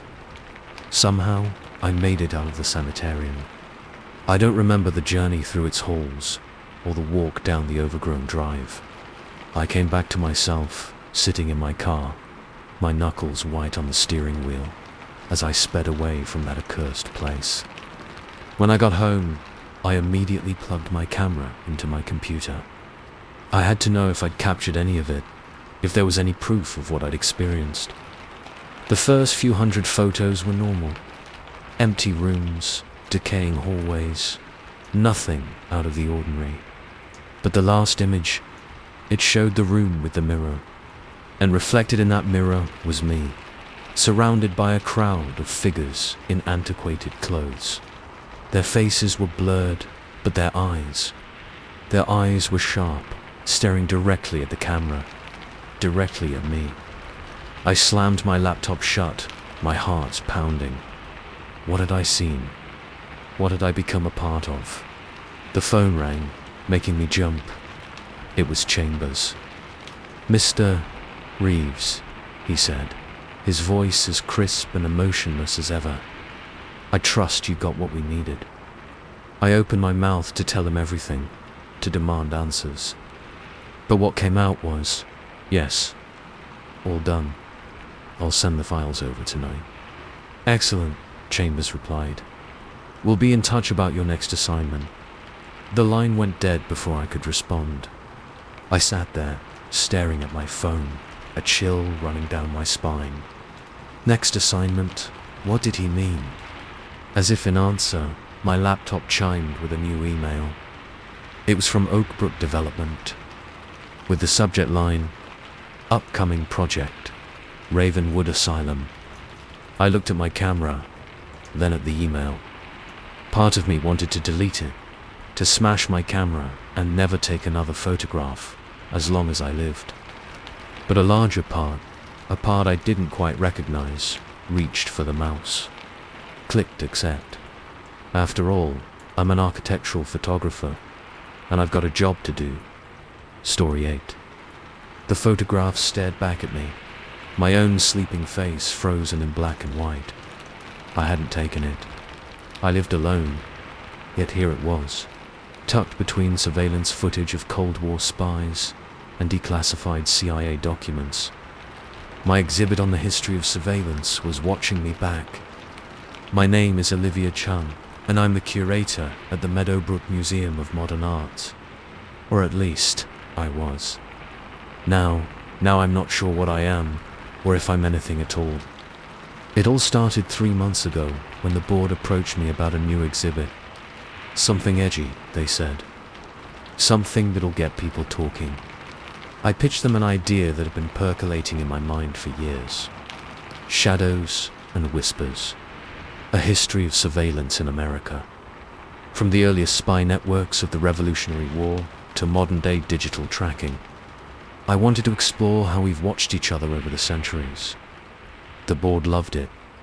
They gave me carte blanche and a budget that made my eyes water. I threw myself into the research, reaching out to government agencies, private collectors, even a few reformed hackers. The material I uncovered was fascinating, disturbing, and at times, downright terrifying. But it wasn't until I started putting the exhibit together that things got weird. It began with small things. I'd come into my office in the morning to find papers rearranged on my desk. Not messy, just different. Like someone had been looking through them. I chalked it up to the cleaning staff being overzealous. Then I started feeling watched. Not all the time, just moments. I'd be alone in the gallery after hours, setting up a display, and the hairs on the back of my neck would stand up. I'd whirl around half expecting to see someone there, but it was always empty. I told myself I was being paranoid. After all, I was spending my days immersed in the history of spying and surveillance. Of course, it was getting to me. I just needed to focus on the work, and what work it was. We had everything from a replica of a WWI-era carrier pigeon capsule to a decommissioned Soviet spy satellite. The centerpiece was an interactive display that used visitors' own phones to show how much data they were unknowingly sharing every day. As the opening night drew closer, the strange occurrences intensified.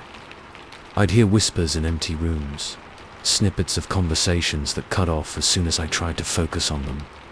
Once, I could have sworn I saw a figure dart behind a display case, but when I checked, there was no one there. I started losing time. I'd look at my watch, swear only a few minutes had passed, only to realize hours had gone by. I'd find myself in parts of the museum I had no memory of walking to. But the photographs were the worst. They started showing up about a week before the exhibit was set to open. I'd find them tucked into books I was referencing, slipped under my office door, once even in my purse. Always black and white, always of me. Me working late at my desk. Me walking to my car in the museum parking lot. Me sleeping in my own bed. I went to the police, but they were maddeningly unhelpful.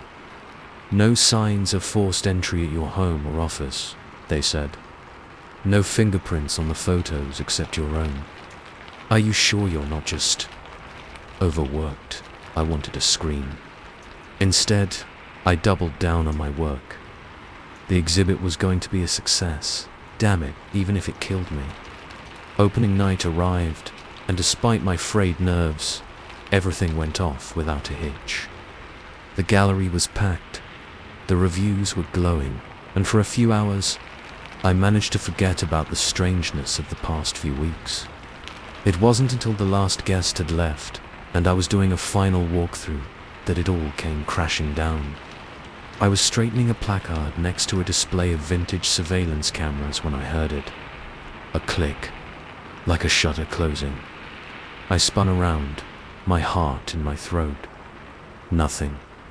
The gallery was empty, the only movement coming from the screens playing looped footage of historic spy operations.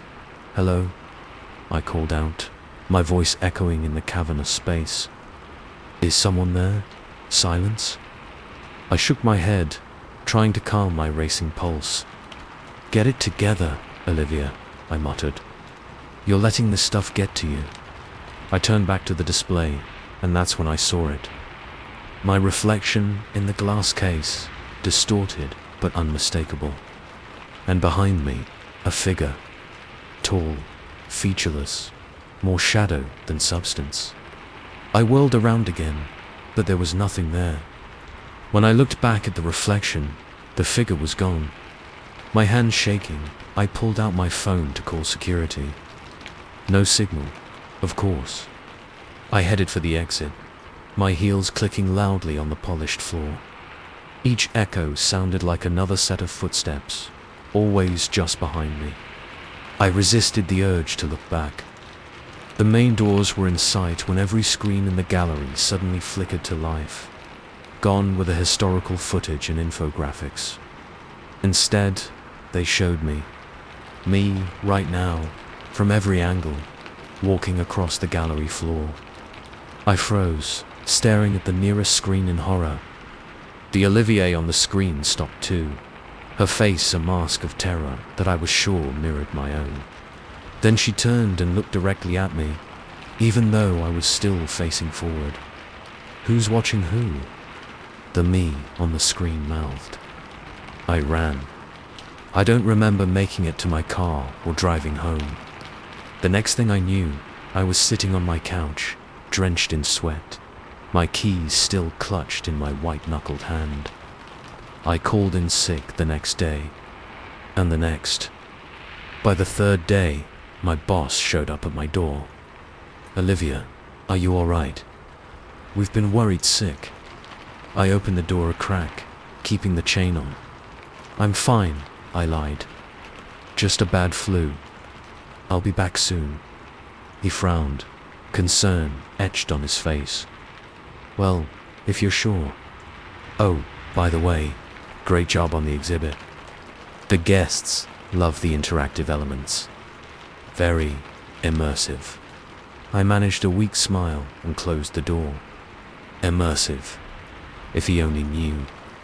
I spent the next few days holed up in my apartment, jumping at every sound, flinching away from every reflective surface. I covered my windows with sheets, disconnected my smart devices, even put tape over my phone's cameras. But it didn't help. I could still feel them watching. In the static of the radio, I heard whispers. In the shadows on the wall, I saw figures moving. Finally, after a week, I couldn't take it anymore. I had to know. I went back to the museum after hours, using my key to let myself in. The gallery was dark, the only light coming from the exit signs and the soft glow of standby screens. I made my way to the center of the room, my footsteps unnaturally loud in the silence. "I know you're here," I said, my voice steadier than I felt. "Show yourself."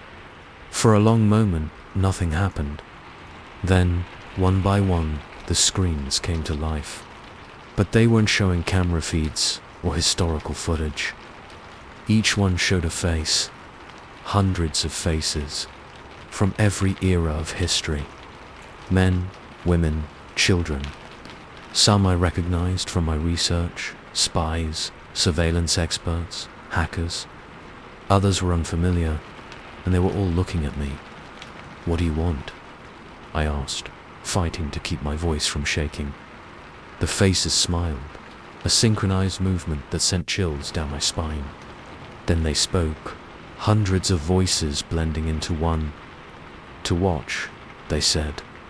"To listen. To know." "But why me?" I demanded. "Why this exhibit?" The voices chuckled, the sound like static in my ears. "You invited us, Olivier. You gathered our stories, our tools, our legacy. You opened the door." I shook my head, backing away. No, I didn't mean to. It doesn't matter what you meant," they interrupted. "We're here now. We've always been here, watching, listening. And now, thanks to you, we have a new home." The screens went dark, plunging the gallery into blackness. When the emergency lights flickered on a moment later, I was alone. But the feeling of being watched remained. I'd like to say I quit my job, moved away, started a new life, but I didn't. I couldn't. Because deep down, I knew it wouldn't matter. They'd find me. They'd always be watching. So I went back to work. I smile at the guests as they marvel at the exhibits. I give tours, explaining the history of surveillance with a knowledge that goes far beyond my research. And at night, when the museum is empty, I sit in the dark gallery and listen to the whispers. Sometimes, I even whisper back. After all, in a world where everyone is watching everyone else, the only way to truly be safe is to become the watcher. Welcome to Shadows and Whispers. We hope you enjoy your visit. We'll certainly enjoy watching you. Story 9. The old photograph slipped from my trembling fingers, floating to the floor like a leaf in autumn. But it wasn't the sepia-toned image that shook me to my core. It was the face staring back at me, my face, unchanged, in a picture dated 1923. My name is Daniel Foster, and until that moment, I thought I knew who I was. The town historian of Millbrook, a sleepy little place nestled in the Appalachian foothills. A 35-year-old guy with a passion for local lore and a knack for digging up forgotten stories. Now I'm not so sure. It all started when Mayor Thompson approached me about the town's bicentennial celebration. "We need something special, Danny," he said, his handlebar mustache twitching with excitement. "Something to really put Millbrook on the map." I suggested a comprehensive history of the town, focusing on the strange disappearances that had occurred every 50 years like clockwork. It was a pattern I'd noticed while cataloging old newspapers, but had never fully investigated. The mayor loved the idea, giving me full access to the town archives, including files that had been sealed for decades. That should have been my first warning.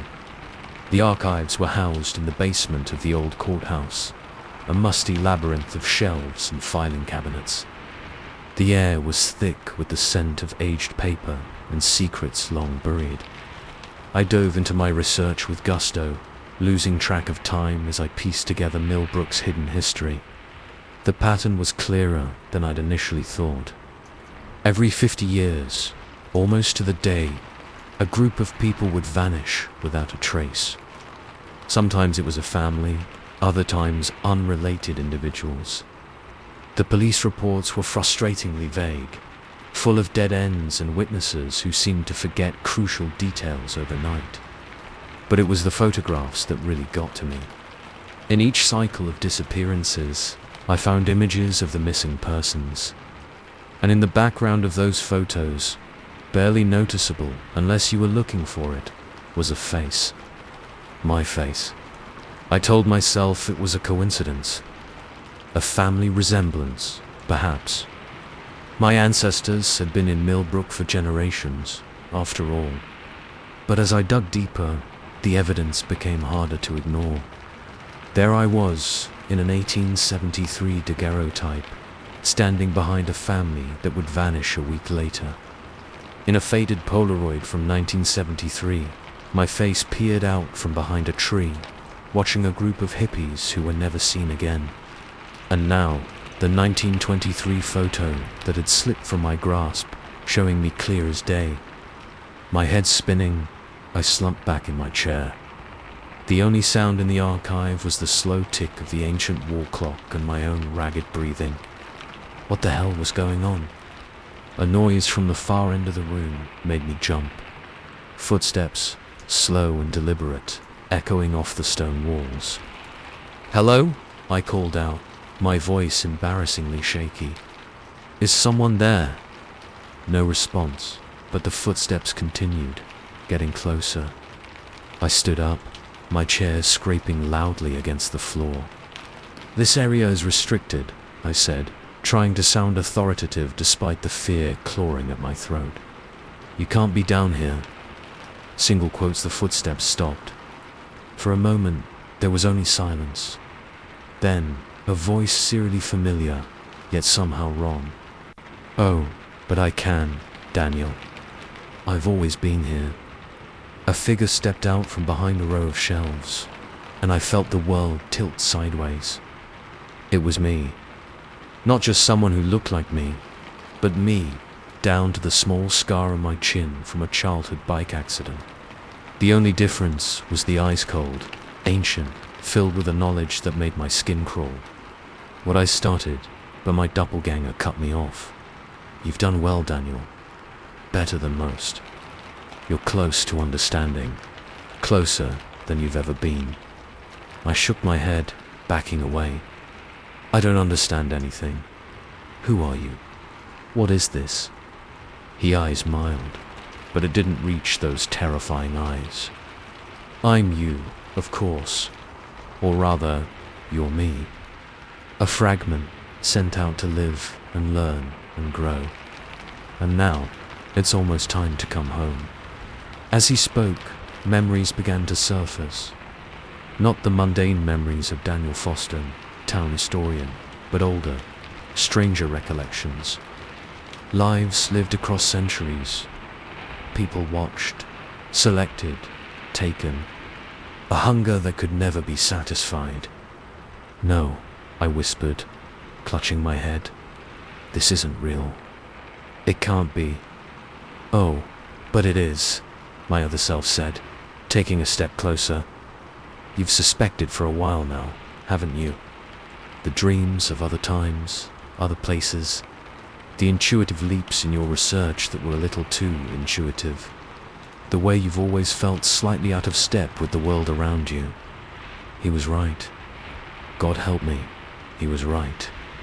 Even as I wanted to deny it, I knew he was telling the truth. Memories were flooding back now, faster than I could process them.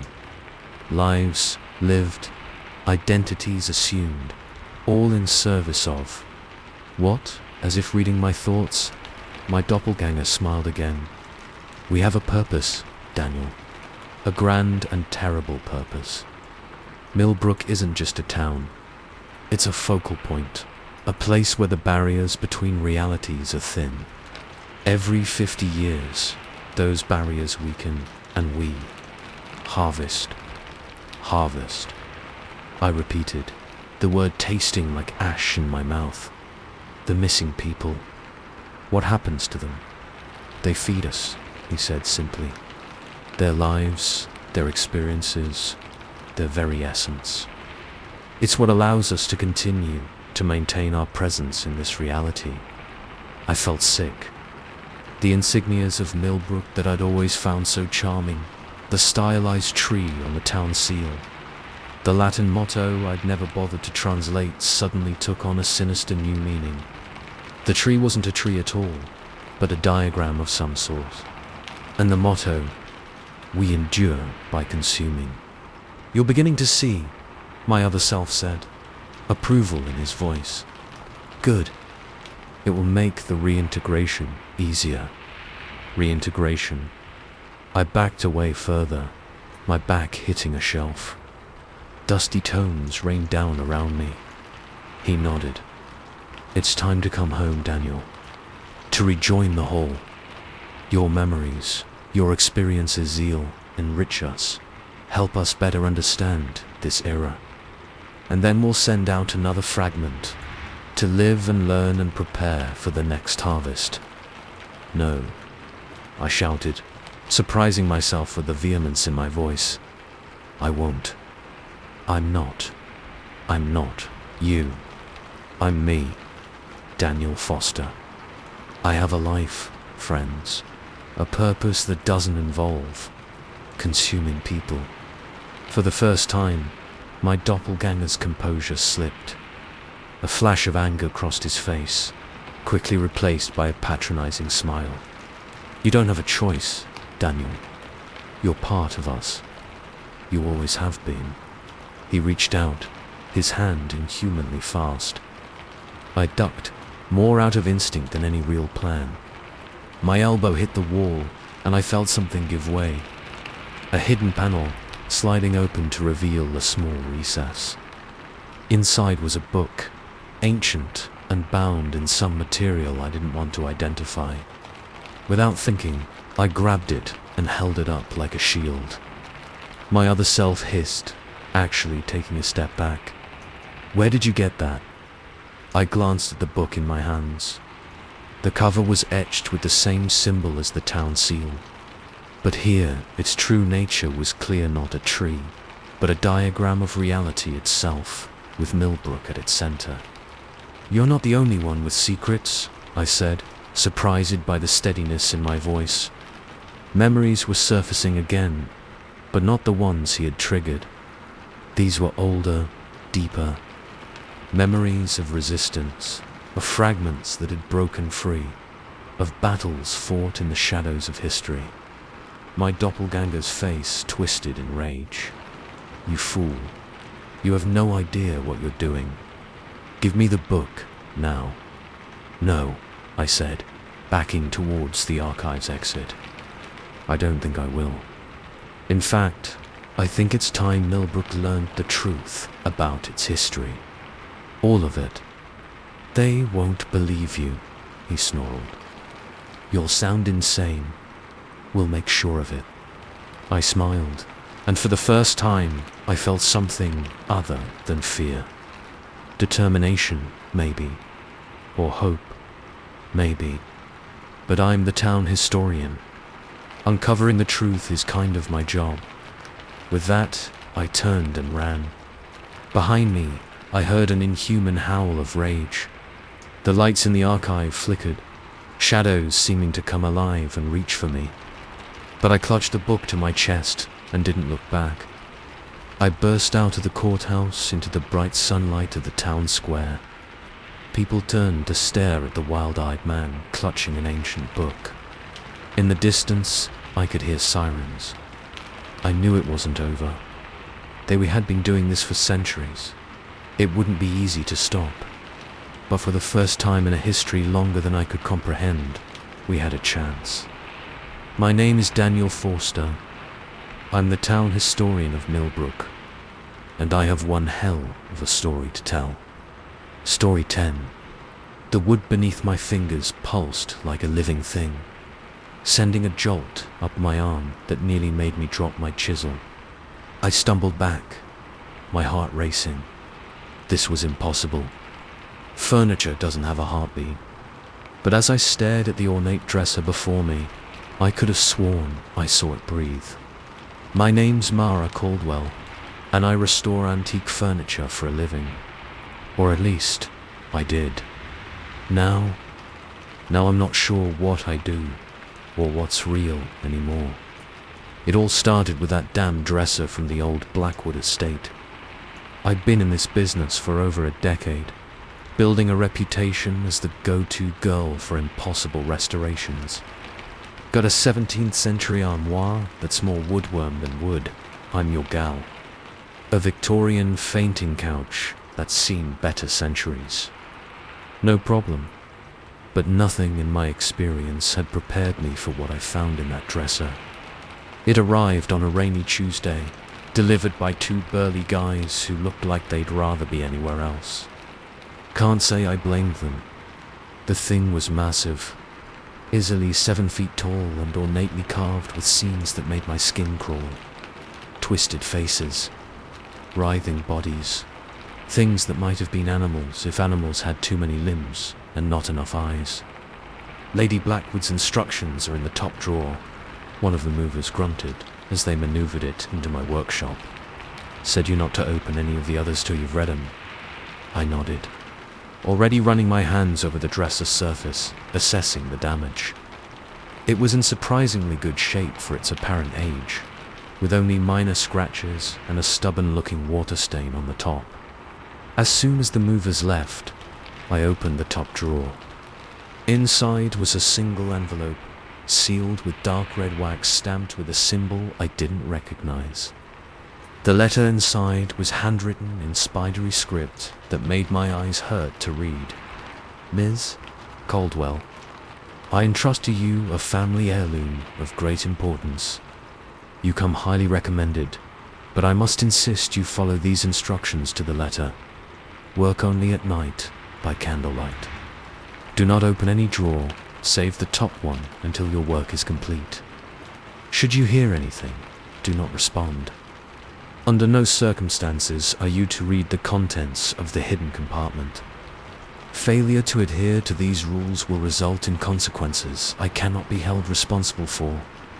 Regards, Lady E. Blackwood, I snorted, rolling my eyes. Rich people and their dramatics. Still, the paycheck attached to the letter was real enough, and more zeros than I was used to seeing. If Lady Moneybags wanted me to work by candlelight, who was I to argue? That first night, I set up my workspace as instructed. The candles cast flickering shadows across the workshop, making the carvings on the dresser seem to move in my peripheral vision. I shook off the unease and got to work.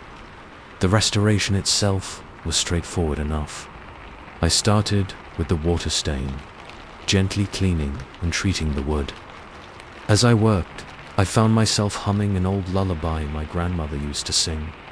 Something about the melody seemed to fit the rhythm of my work, my hands moving almost of their own accord. It wasn't until I glanced at my watch that I realized 5 hours had passed in what felt like minutes. I stretched, my back popping, and decided to call it a night. As I was cleaning up, I could have sworn I heard something. A soft scratching sound coming from inside the dresser. I froze, straining my ears. There it was again, like something trying to get out. My hand hovered over the second drawer handle. Don't be ridiculous, Mara, I muttered to myself. It's an old piece of furniture. They make noises. Still, I couldn't shake the feeling of unease as I locked up and headed home. The next few nights followed a similar pattern. I'd worked for hours that felt like minutes, making progress that seemed too good to be true. The scratching sounds continued, sometimes accompanied by what sounded like whispering in a language I couldn't understand.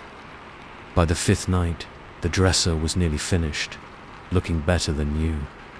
The carvings, which had seemed so disturbing at first, now looked almost beautiful in their complexity. I found myself tracing them with my fingers, following the patterns until I felt almost hypnotized. That's when I found it. A slight depression under one of the carvings, almost imperceptible unless you knew what you were looking for. I pressed it, and with a soft click, a panel slid open, revealing a hidden compartment. Inside was a book, bound in what looked like leather but felt wrong under my fingers. The cover bore the same symbol as the wax seal on Lady Blackwood's letter. I knew I shouldn't open it. The letter had been very clear about that, but curiosity overwhelmed caution, and I found myself gently lifting the cover. The pages were filled with the same spidery handwriting as the letter, but in a language I'd never seen before. As I flipped through, I noticed diagrams that made my head hurt to look at. Geometries that seemed to bend in impossible ways. Creatures that couldn't exist in our reality. And then I saw my name. There, in the middle of a page of indecipherable text, was Mara Caldwell, written in clear English. My breath caught in my throat. How was this possible? This book had to be centuries old. As if in response to my shock, the dresser shuddered. The scratching sounds intensified, no longer coming from inside the drawers, but from inside the very wood itself. I slammed the book shut, my heart pounding. "This isn't real," I said aloud, trying to convince myself. "You're overtired imagining things." But even as I said it, I knew it wasn't true. The carvings on the dresser were definitely moving now.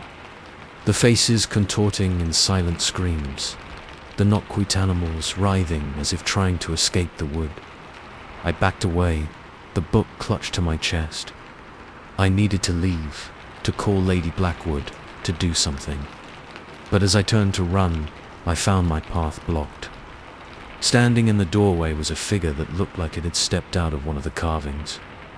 Tall, unnaturally thin, with too many joints and skin that looked more like polished wood than flesh. Its face, if you could call it that, was a twisted mass of knots and whorls.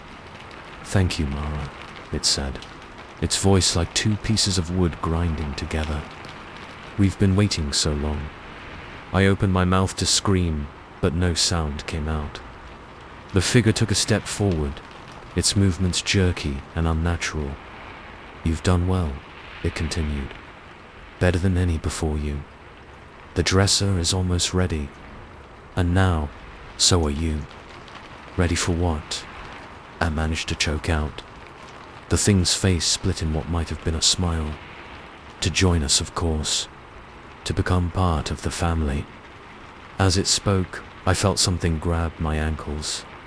I looked down to see wooden hands emerging from the floorboards, latching onto me with grip far stronger than wood should be capable of. "No," I shouted, trying to wrench free. But the hands were pulling me down, the wood of the floor softening, becoming like quicksand. The figure watched impassively as I sank. "Don't fight it, Mara. Embrace it. You'll be with us forever in every piece we create. Your skills, your passion, they'll live on in wood and varnish." I was waist deep now, the wood creeping up my body like living thing. In desperation, I threw the book at the figure. To my shock, it screeched and recoiled as if burned. The hands loosened their grip, and I managed to pull myself free. I didn't stop to think, just ran, scooping up the book as I fled. I didn't stop running until I was miles away, huddled in a 24-hour diner, my clothes covered in sawdust and varnish. The book sat on the table in front of me, innocent looking despite everything. As my breathing slowed and my mind cleared, I realized I had a choice to make. I could run, try to forget everything I'd seen, or I could dig deeper, try to understand what was happening and maybe find a way to stop it. My fingers traced the symbol on the book's cover.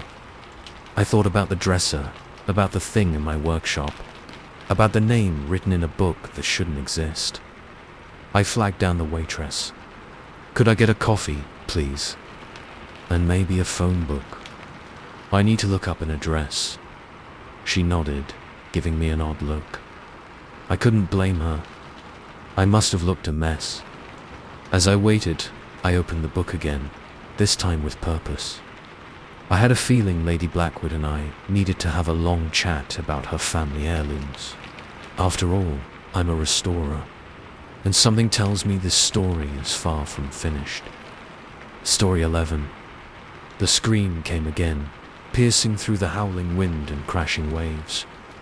I pressed my hands against the lighthouse windows, straining to see through the darkness and driving rain. There, a flicker of movement in the churning sea. A hand reaching up from the waves, or just another trick of the storm. My name is Mike Donovan, and I've been the keeper of the Black Rock Lighthouse for just over a month.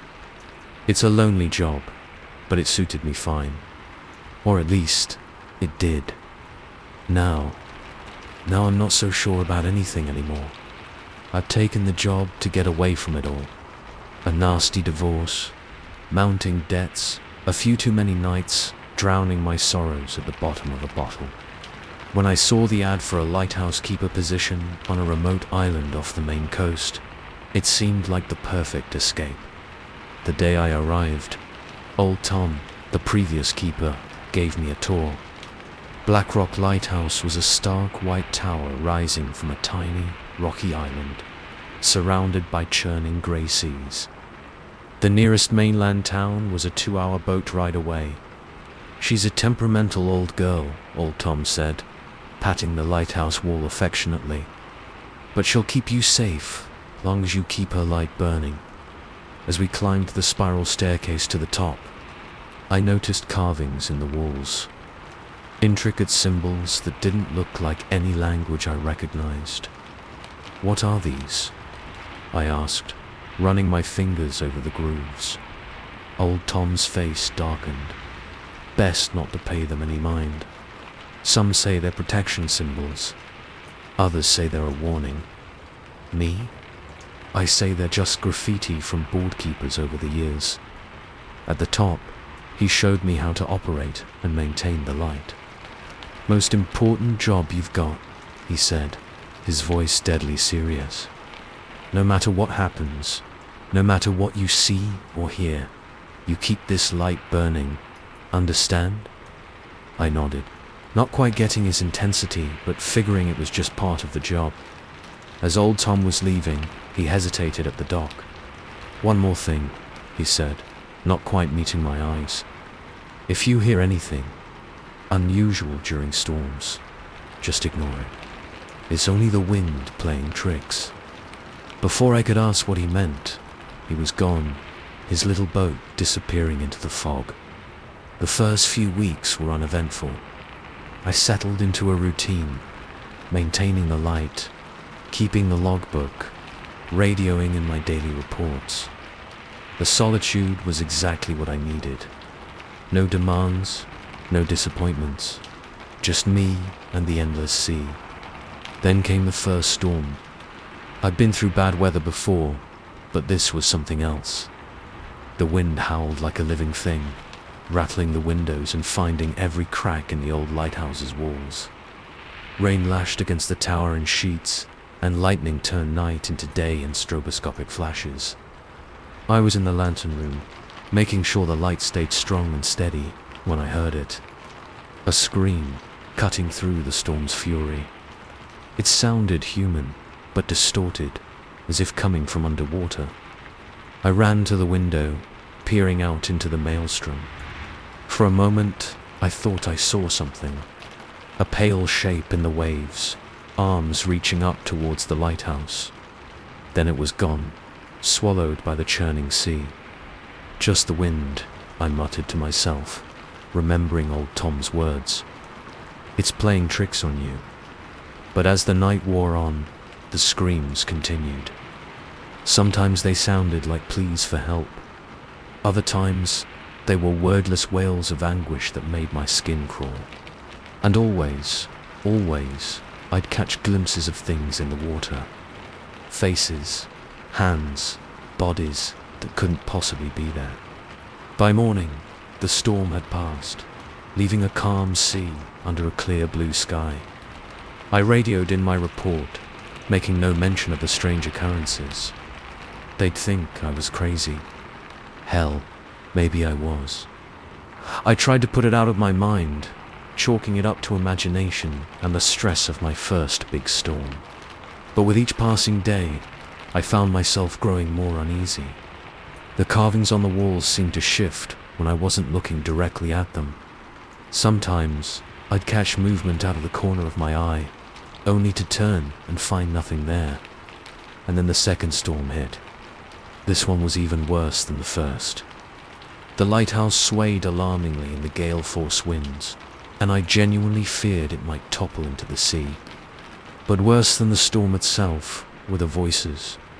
They started as whispers, barely audible over the wind's roar. But as the night wore on, they grew louder, more insistent. They called my name, begged for help.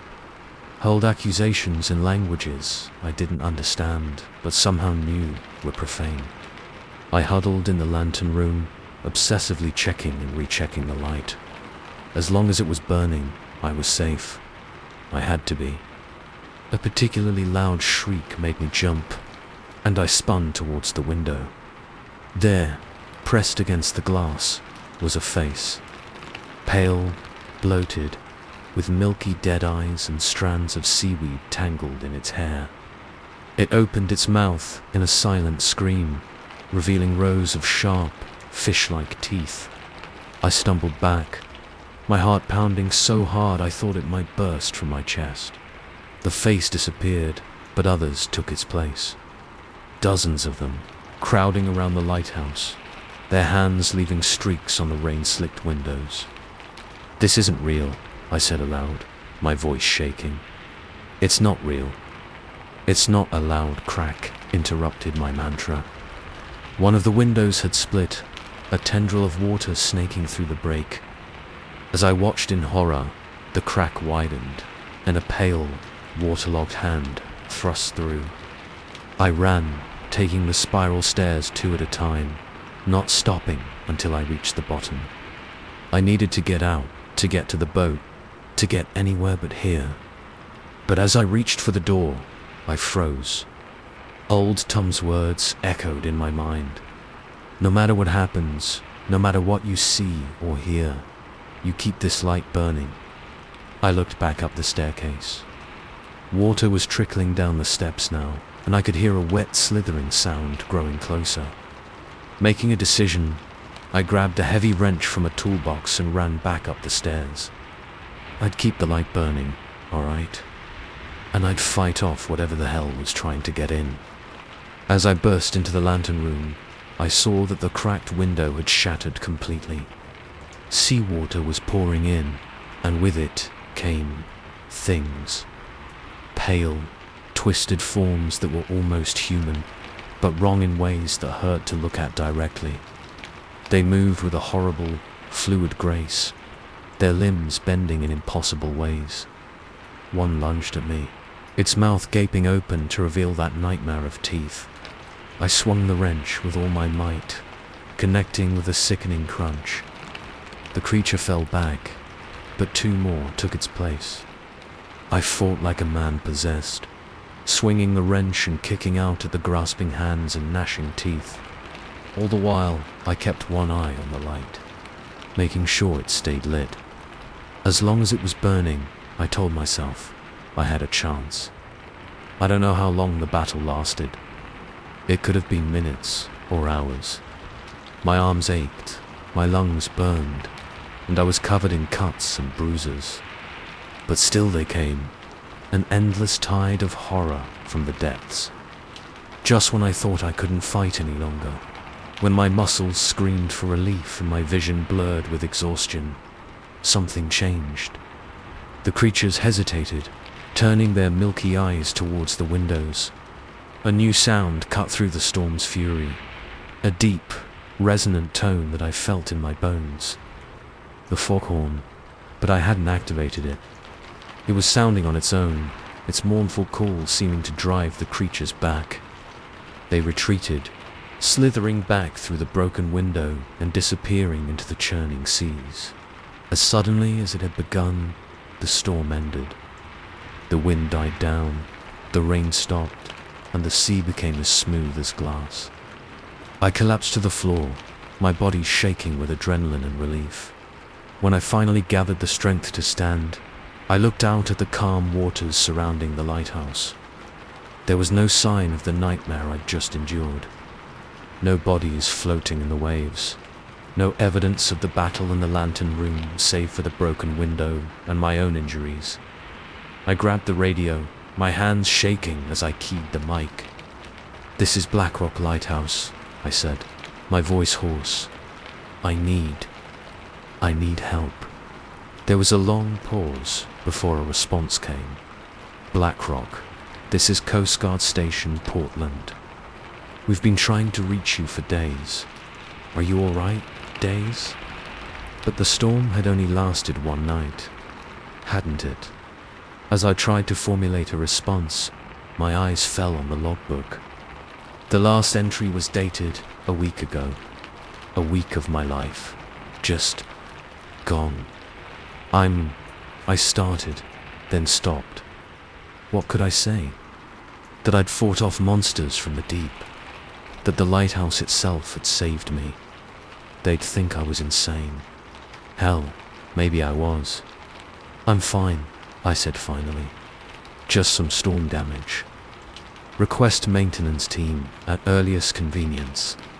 Copy that, BlackRock. We'll have a team out to you as soon as the sea's calm. Do you need immediate evacuation? I looked around the lantern room. The light was still burning strong, its beam cutting through the dissipating fog. The carvings on the wall seemed to pulse gently, as if with a life of their own. And down below, I could swear I heard the lighthouse itself creaking in what sounded almost like a sigh of relief. No, I said, surprising myself. No evacuation needed. I'll stay until the maintenance team arrives. As I signed off, I realized something. For the first time in years, I felt purpose. The lighthouse had protected me, had fought alongside me, and now it was my turn to protect it. To keep its light burning, no matter what horrors the sea might send our way. My name is Mike Donovan, and I am the keeper of BlackRock Lighthouse.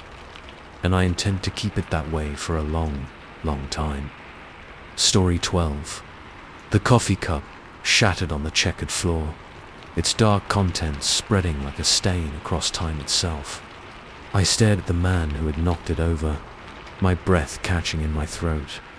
He looked back at me with eyes that hadn't aged a day since the photograph taken in 1922, hanging right behind him on the cafe wall.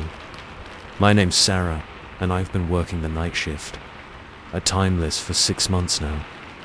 It's one of those quaint little joints that prides itself on being a slice of history, all Art Deco fixtures and vintage photos, with a menu that hasn't changed since the Roaring '20s.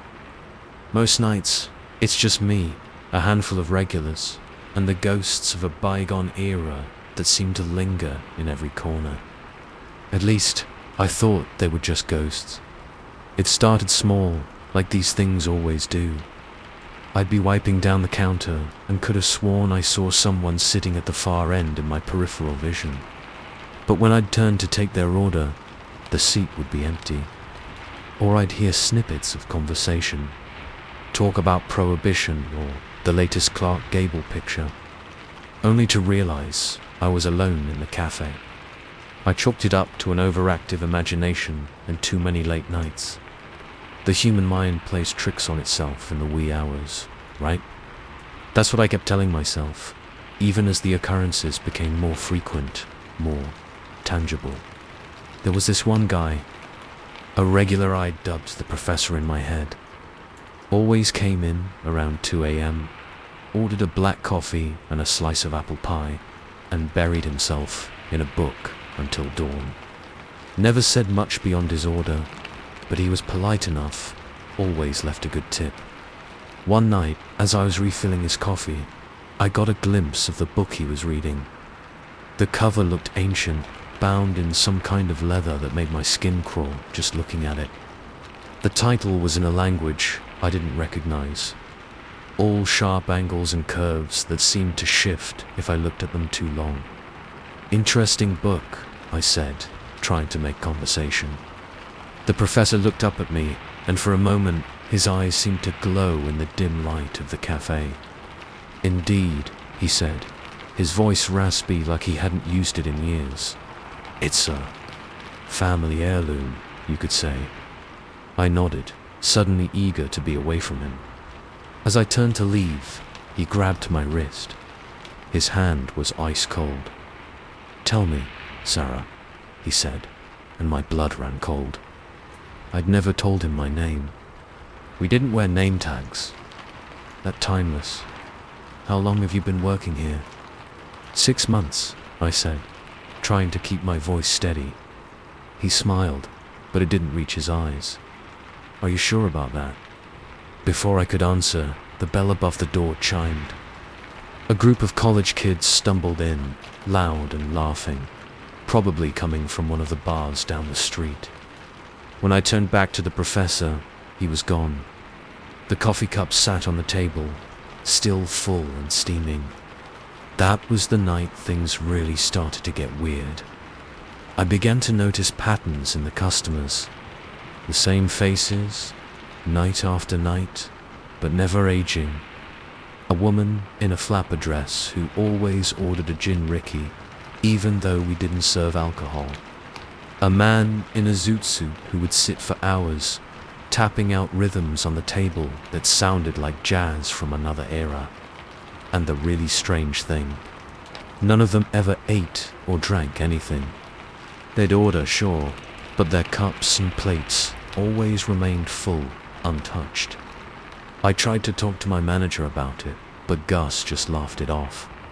"You've been watching too many old movies, kid," he said, not looking up from the account books. "This place plays tricks on your mind if you let it. Just focus on your job." So I did, or I tried to, anyway. But it was getting harder and harder to ignore the strangeness that seemed to permeate every corner of Timeless. One night, about a month ago, I was cleaning up after closing. The cafe was empty, save for the professor in his usual spot. I'd given up on trying to kick him out. He never seemed to listen, and to be honest, I'd grown used to his presence. As I was wiping down the counter, I noticed something odd about my reflection in the mirrored backsplash. My uniform looked different, older. I blinked, and for a moment, I saw myself as I might have looked in the 1920s. Bobbed hair, red lips, a waitress uniform from a bygone era. I spun around, my heart pounding. "What's happening to me?" I whispered. The professor looked up from his book. "You're starting to remember," he said, as if it was the most natural thing in the world. "Remember what?" I demanded, my voice shaking. He sighed, closing his book. "Sit down, Sarah. It's time we had a talk." Against my better judgment, I sat across from him. Up close, I could see that his eyes weren't just glowing. They were swirling with colors I'd never seen before, like looking into the heart of a kaleidoscope. "Timeless isn't just a name," he began. "It's a description. This place. It exists outside of normal time. A bubble in the flow of reality, if you will." I shook my head, not wanting to believe, but unable to deny the truth of what I'd been seeing. But why? How? The why is complicated. The how? Well, let's just say there are forces in this world beyond most people's understanding. Forces that some of us have learned to harness. As he spoke, the cafe around us seemed to shift. The decor flickered between eras. Art Deco giving way to mid-century modern. Then back to the roaring 20s. Then to styles I didn't even recognize. "You've worked here before, Sarah," the professor continued. "Many times, across many lifetimes. We all have. It's a way station of sorts. A place for those of us who don't quite fit in the normal flow of time. But I have a life," I protested. "A family, friends, memories." He held up a hand, silencing me. "Do you think hard? What's your mother's name? Where did you go to high school? What did you do last Christmas?" I opened my mouth to answer, then stopped. The memories were there, but they were hazy, indistinct, like trying to recall a dream upon waking. "They're constructs," the professor said gently. "Placeholder memories to help you function in the world outside. But this, Sarah," he gestured around the cafe, "this is your real home. Your real life." As if to punctuate his words, the door chimed. In walked a man, the one who would knock over his coffee cup at the start of my story. But we weren't there yet.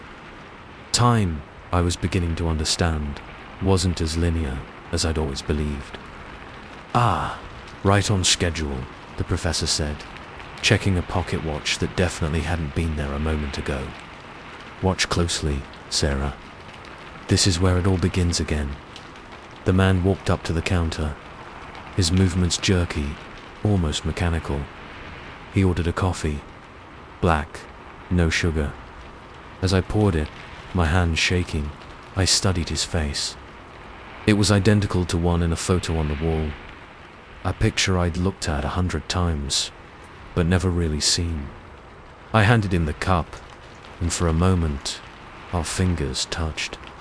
A jolt ran through me, like static electricity, but stronger. Images flashed through my mind. The cafe across decades, centuries even. Me, always there, always watching, always serving. The cup fell, shattering on the floor. Time seemed to stop. The professor stood, straightening his jacket. Well, that's my cue, he said. Remember, Sarah, when the time comes, you'll need to guide the next one, just as I've guided you. Before I could ask what he meant, he was gone. The cafe snapped back into focus, the mess on the floor demanding my attention. As I cleaned up the spilled coffee, my mind raced. Part of me wanted to run, to leave this place and never look back. But a larger part, a part that felt older than my 20-something years, knew that wasn't an option. I looked up at the man who had dropped his cup. He was staring at me with a mixture of confusion and dawning recognition. I'm sorry, he said, his voice shaky. I don't know what came over me. I feel strange. I smiled, and for the first time, I felt the weight of all the years I'd spent in this cafe. It's all right, I said, my voice sounding older, wiser. Why don't you have a seat? I think it's time we had a talk. The door chimed again, and a young woman walked in. She looked around, bewildered, as if she wasn't quite sure how she'd gotten there. Welcome to Timeless, I called out. What can I get for you? As she approached the counter, I saw my reflection in her eyes. Not the 20-something girl I'd thought I was, but an ageless being who had seen the turn of many centuries. I poured a cup of coffee, ready to begin the cycle anew. After all, in Timeless, it's always the start of another long night. And I'll be here, waiting, serving, watching, until time itself runs out. Story 13. The shovel bit into the earth with a satisfying chunk, but the sound that followed turned my blood to ice. A soft, muffled whimper coming from the freshly dug grave at my feet. I stumbled back, my heart pounding. It was impossible. I'd buried old Mrs. Wookson myself just yesterday, and she'd been dead as a doornail. Wasn't she? My name's Tom Grady, and I've been the gravedigger at Oakwood Cemetery for going on 15 years now. It's not a job most people would want, but I've always found a certain peace in it. There's an honesty in dealing with death every day, or at least, that's what I used to think. Now I'm not so sure about anything anymore. It all started about a month ago. I was doing my usual rounds, making sure all the graves were tidy and the flowers fresh. Oakwood's one of those old, sprawling cemeteries, the kind with ornate mausoleums and statues of weeping angels. On a foggy morning, it looks like something straight out of a Gothic novel. I was passing by the Hutchinson plot. Old money family, been in town for generations, when I noticed something odd. The ground in front of the newest grave looked disturbed, like someone had been digging. Now, we get vandals sometimes. Stupid kids thinking it's funny to mess with the dead. But this was different. The earth was pushed up from below, as if something had been trying to get out. I shook my head, trying to rationalize it. Probably just subsidence. Happens sometimes with new graves. I made a mental note to check it again later and moved on. But over the next few weeks, I kept noticing little things. Headstones that seemed to have shifted position overnight. Fresh scratch marks on mausoleum doors. And always, that feeling of being watched. I tried to talk to my boss about it, but old Pete just laughed it off. "You're letting your imagination run wild, Tommy," he said, clapping me on the shoulder. "This job will do that to you if you let it. Just focus on the living, not the dead." Easier said than done when you work in a cemetery. Things came to a head last night. I was working late, digging a new grave for a funeral the next morning. The sun had set hours ago, and the only light came from the full moon overhead and my trusty lantern. As I worked, I found myself humming an old tune. Something my grandmother used to sing, though I couldn't remember the words. The sound echoed oddly in the still night air, seeming to come back to me from all directions. That's when I heard it. A response. Someone, or something, humming along with me. I froze, the shovel halfway to the growing pile of dirt. "Hello?" I called out, my voice sounding thin and reedy in the darkness. "Someone there?" Silence. But as I stood there, straining my ears, I could have sworn I heard whispers. Dozens of voices, too low to make out words, coming from all around me. I laughed nervously, trying to shake off the unease. "Get a grip, Tom," I muttered to myself. "You're letting old Pete's words get to you." I turned back to my work, determined to finish the job and get out of there.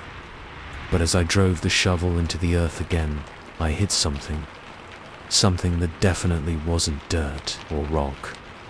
My hands shaking, I brushed away the soil. There, gleaming in the moonlight, was a hand. A human hand, its fingers twitching slightly as if just waking up.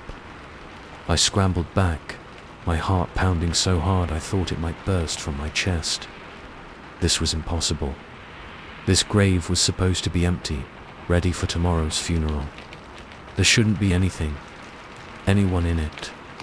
As I watched, horrified, the hand began to move more, clawing at the earth, pulling itself up.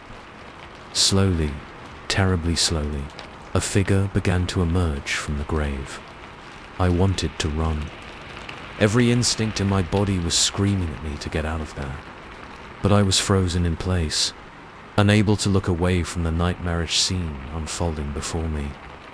The figure that pulled itself from the grave wasn't rotted or decayed like you might expect.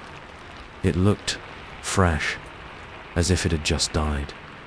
But its movements were all wrong, jerky and uncoordinated, like a puppet with tangled strings. It turned its head towards me, and I saw its face. I recognized her. Sarah Milligan, buried 3 weeks ago. Car accident, if I remembered correctly. Her eyes were open, but there was no life in them. Just a horrible, hungry emptiness.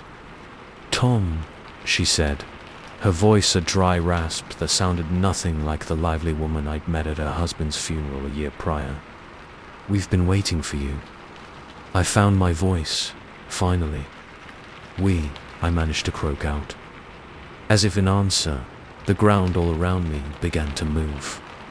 Hands burst from the earth, bodies pulling themselves free of their eternal rest.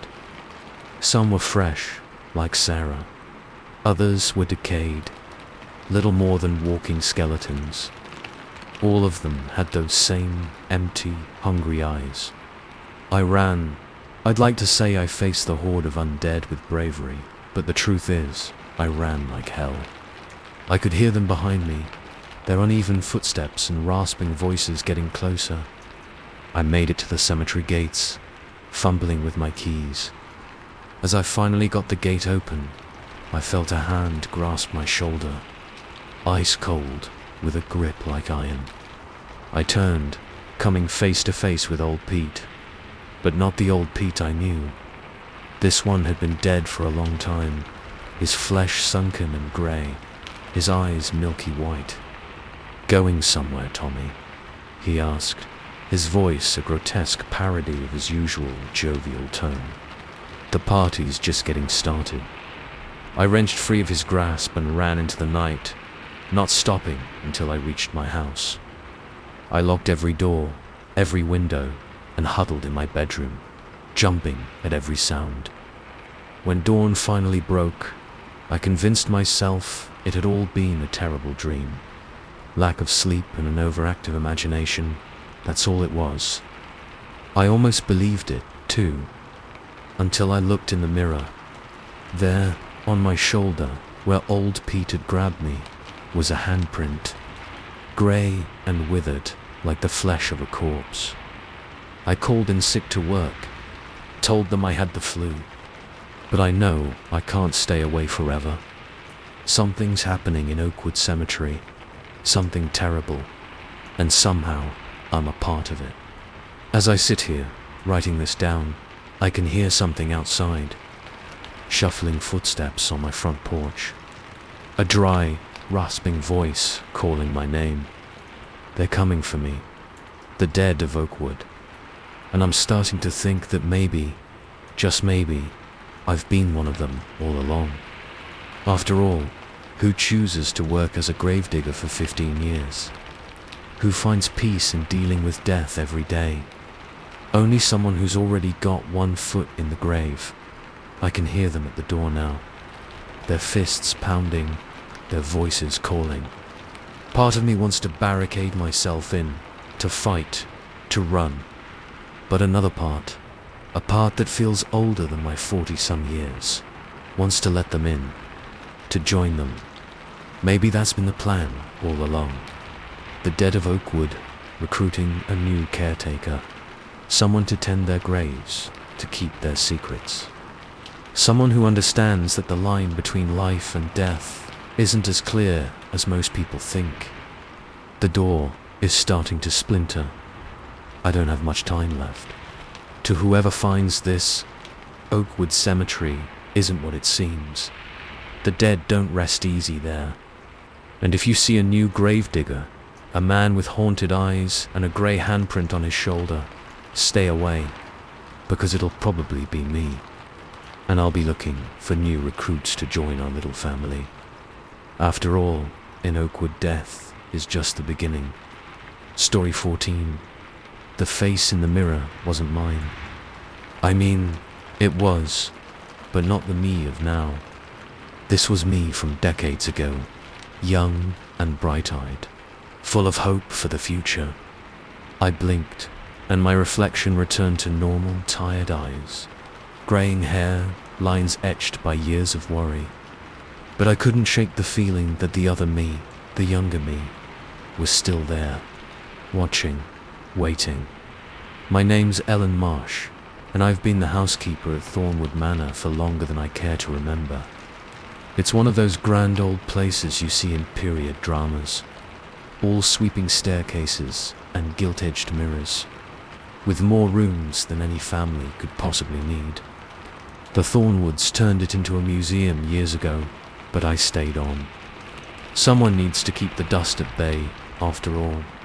At least, that's what I tell myself. The truth, I'm not sure I could leave if I wanted to. It started small, like these things always do. I'd be dusting in the library and could have sworn I saw movement out of the corner of my eye. But when I'd turn to look, there'd be nothing there.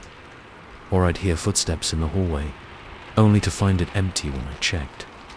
I chalked it up to an old house, settling, to an imagination running wild after too many years alone in these echoing halls. But deep down, I knew it was more than that. The mirrors were the first real sign that something was wrong. Thornwood Manor has dozens of them, from tiny hand mirrors to massive, ornate things that dominate entire walls. I'd always found them a bit unsettling. Too many reflections. Too many chances to catch sight of something you weren't meant to see. One day, as I was polishing the big mirror in the entrance hall, I noticed something odd about my reflection. For just a moment, my uniform seemed different. Older, like something out of a Victorian novel. I blinked, and it was back to normal. but the unease lingered. After that, I started noticing more discrepancies. Sometimes, my reflection would move a split second after I did. Other times, I'd catch sight of myself in a mirror, and for a heartbeat, I'd look decades younger. Or older. Or like someone else entirely. I tried to talk to the museum curator about it, but Mr. Hawthorne just laughed it off. "The mind plays tricks in a place like this," he said, not looking up from his ledger. "All that history pressing in. Best not to dwell on it, Ellen." So I didn't. Or I tried not to, anyway. I focused on my work, on the endless cycle of dusting and polishing and vacuuming that kept Thornwood Manor gleaming for its daily parade of tourists. But the incidents kept happening, kept escalating. I'd be cleaning the master bedroom and hear whispered conversations from the empty sitting room next door. Laughter, arguments, secrets exchanged in hushed tones. Once, I could have sworn I heard my own voice among them, though I couldn't make out the words. Objects would move when I wasn't looking. I'd place a vase on a side table, turn my back for a moment, and find it on the mantelpiece instead. The RST time had happened. I thought I was losing my mind. By the 10th time, I'd stopped questioning it. Then came the night that changed everything. I was working late, preparing for a big event the next day. The manor was eerily quiet, the usual creaks and groans of the old house muted as if it was holding its breath. As I walked down the main hallway, the mirrors that lined it seemed to ripple, like the surface of a pond disturbed by a thrown stone. I paused in front of the largest mirror, a massive thing that stretched from floor to ceiling. My reflection stared back at me, but something was off. I leaned closer, trying to put my finger on what was wrong. That's when my reflection smiled. I wasn't smiling. I stumbled back, my heart pounding. The Ellen in the mirror stayed where she was, her smile widening into something that was almost hungry. "It's time, Ellen," she said, her voice sounding distant and tinny, as if coming from the bottom of a well. "Time to remember." "Remember what?" I asked, my own voice shaking. I laughed. Everything, as if her words were a trigger. The air around me seemed to thicken. The hallway blurred, images overlaying reality like double-exposed film. I saw myself, but not myself. Versions of Ellen Marsh from every era of Thornwood Manor's long history. There I was in Victorian garb, arranging flowers in the parlor. And there, in a 1920s flapper dress, sneaking a sip of champagne during a glittering party. A dozen Ellens, 100, each living out a life in this house. Always watching, always waiting, always keeping the manor secrets. I fell to my knees, overwhelmed by the flood of memories. Lives I'd lived, people I'd known, secrets I'd kept. All centered around Thornwood Manor, all trapped within its mirrored walls. "You see now?" my reflection asked, her voice clearer now. "We've always been here, Ellen. Always will be." "But how?" I managed to ask. "Why?" The other Ellen's face softened, almost pitying. "The manor needs us, to keep its secrets, to maintain the balance. Every generation, it chooses one. We are the keeper of memories, the guardian of thresholds. We are Thornwood's heart." As she spoke, I began to understand. The mirrors weren't just mirrors. They were windows, portals to other times, other versions of reality. And we were the key that unlocked them. "What happens now?" I asked, a part of me already knowing the answer. My reflection held out her hand, pressing it against her side of the glass.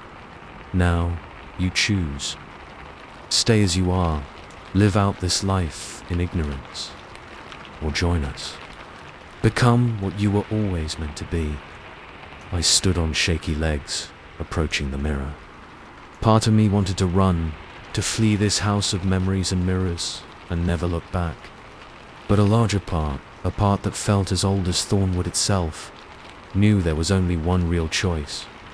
I pressed my hand against the glass, matching my reflection's pose. For a moment, nothing happened. Then I felt it give, like pushing through a membrane. My hand sank into the mirror, cold spreading up my arm. "That's it," my reflection encouraged. "Come home, Ellen." I closed my eyes and stepped forward. There was a moment of disorientation, a feeling of being everywhere and nowhere at once. When I opened my eyes again, I was on the other side of the mirror. But it wasn't just one other side. I could see every version of Thornwood Manor, every era it had existed in. And in each one, I saw myself. All the Elons that had ever been, that would ever be, connected across time and space. "Welcome home," my reflection said in unison. "The real work begins now." As if in a dream, I turned back to the mirror I'd just stepped through. There, I saw the Ellen I'd been moments ago. Confused, afraid, unaware of her true nature. She was me, but also not me. A new Ellen, starting the cycle again. I watched as she stumbled away from the mirror, shaking her head as if to clear it. She'd forget this incident, rationalize it away, until it was her time to remember, to join us in the endless dance of memory and reflection. I felt a hand on my shoulder and turned to see an older version of myself, her eyes wise and knowing. "Come," she said. "There's so much to show you, so much to prepare for." As I followed her deeper into the mirrored realm of Thornwood Manor, I realized that my life, my many lives, were just beginning. I was the housekeeper, yes, but I was also so much more. The keeper of secrets, the guardian of memories, the heart of the house that lived and breathed and remembered. Thornwood Manor may be a museum to the outside world, but to us, to me, it's an eternal home.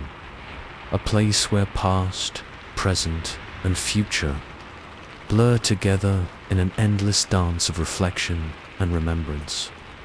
And I'll be here, watching, waiting, keeping the manor's secrets safe, until the next Ellen is ready to step through the looking glass and join us in our mirrored eternity. After all, in Thornwood Manor, every reflection tells a story. And our story, it's only just begun. Story 15. The voice crackled through my headphones, a whisper from half a century ago.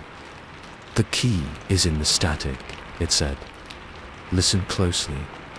I froze, my finger hovering over the pause button. This wasn't part of the broadcast.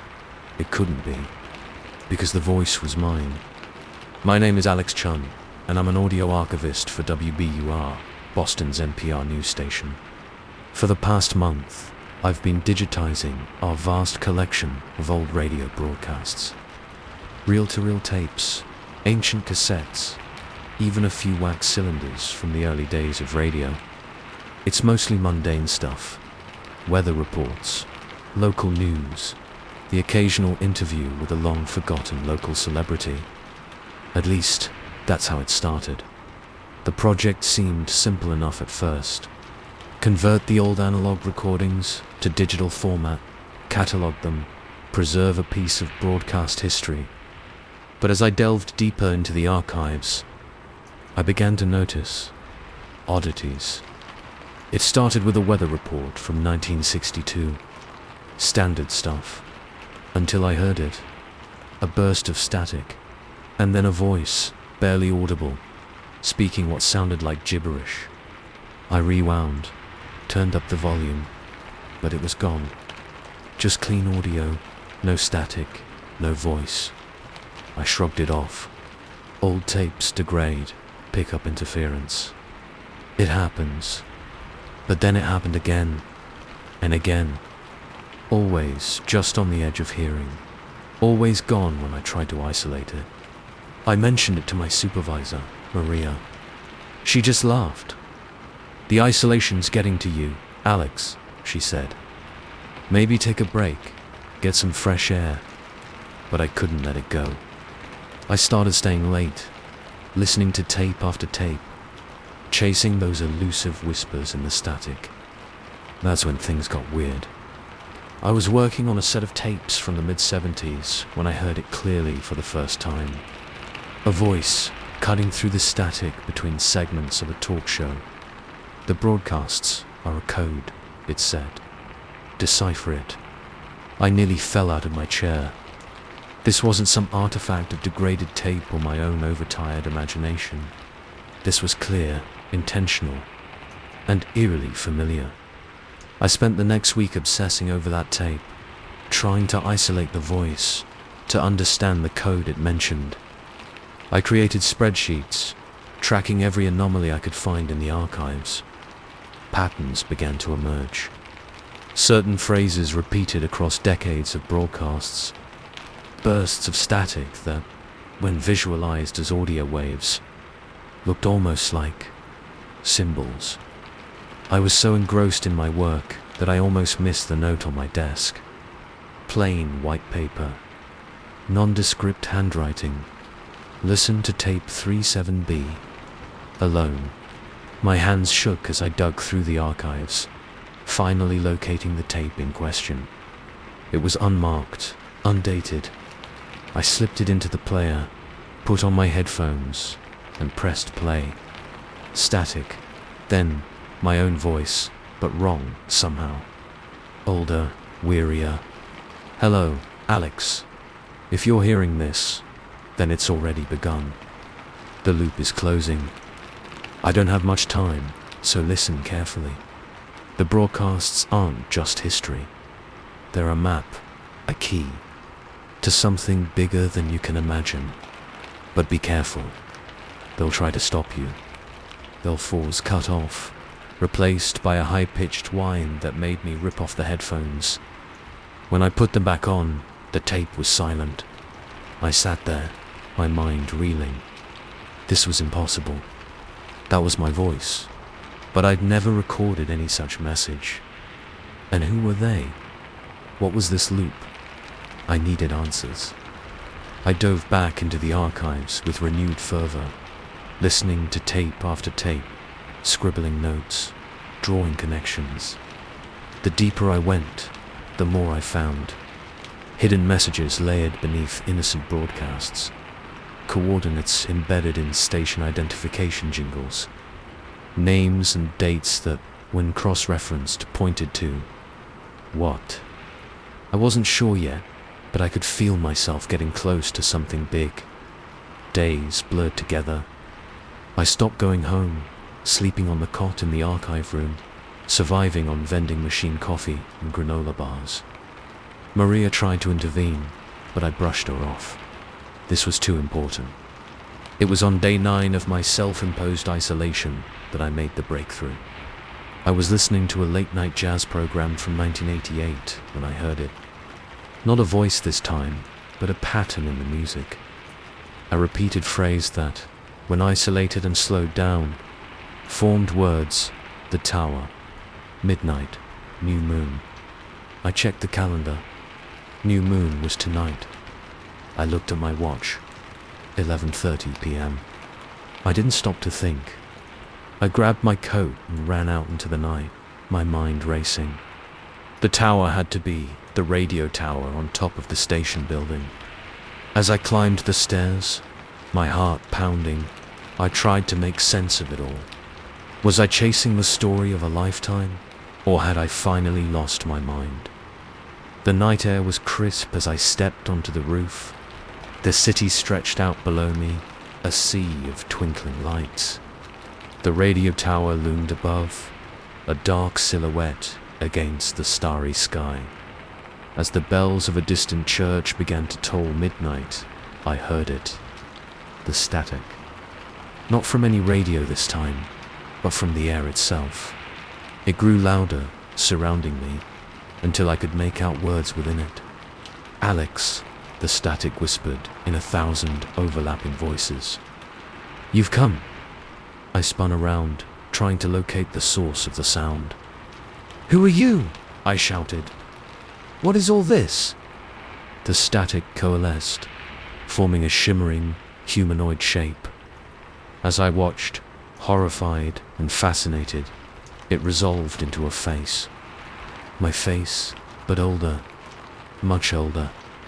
"We are you, Alex," the figure said, its voice a chorus of my own voice across decades. "All of you. Every Alex Chun that ever was, or will be."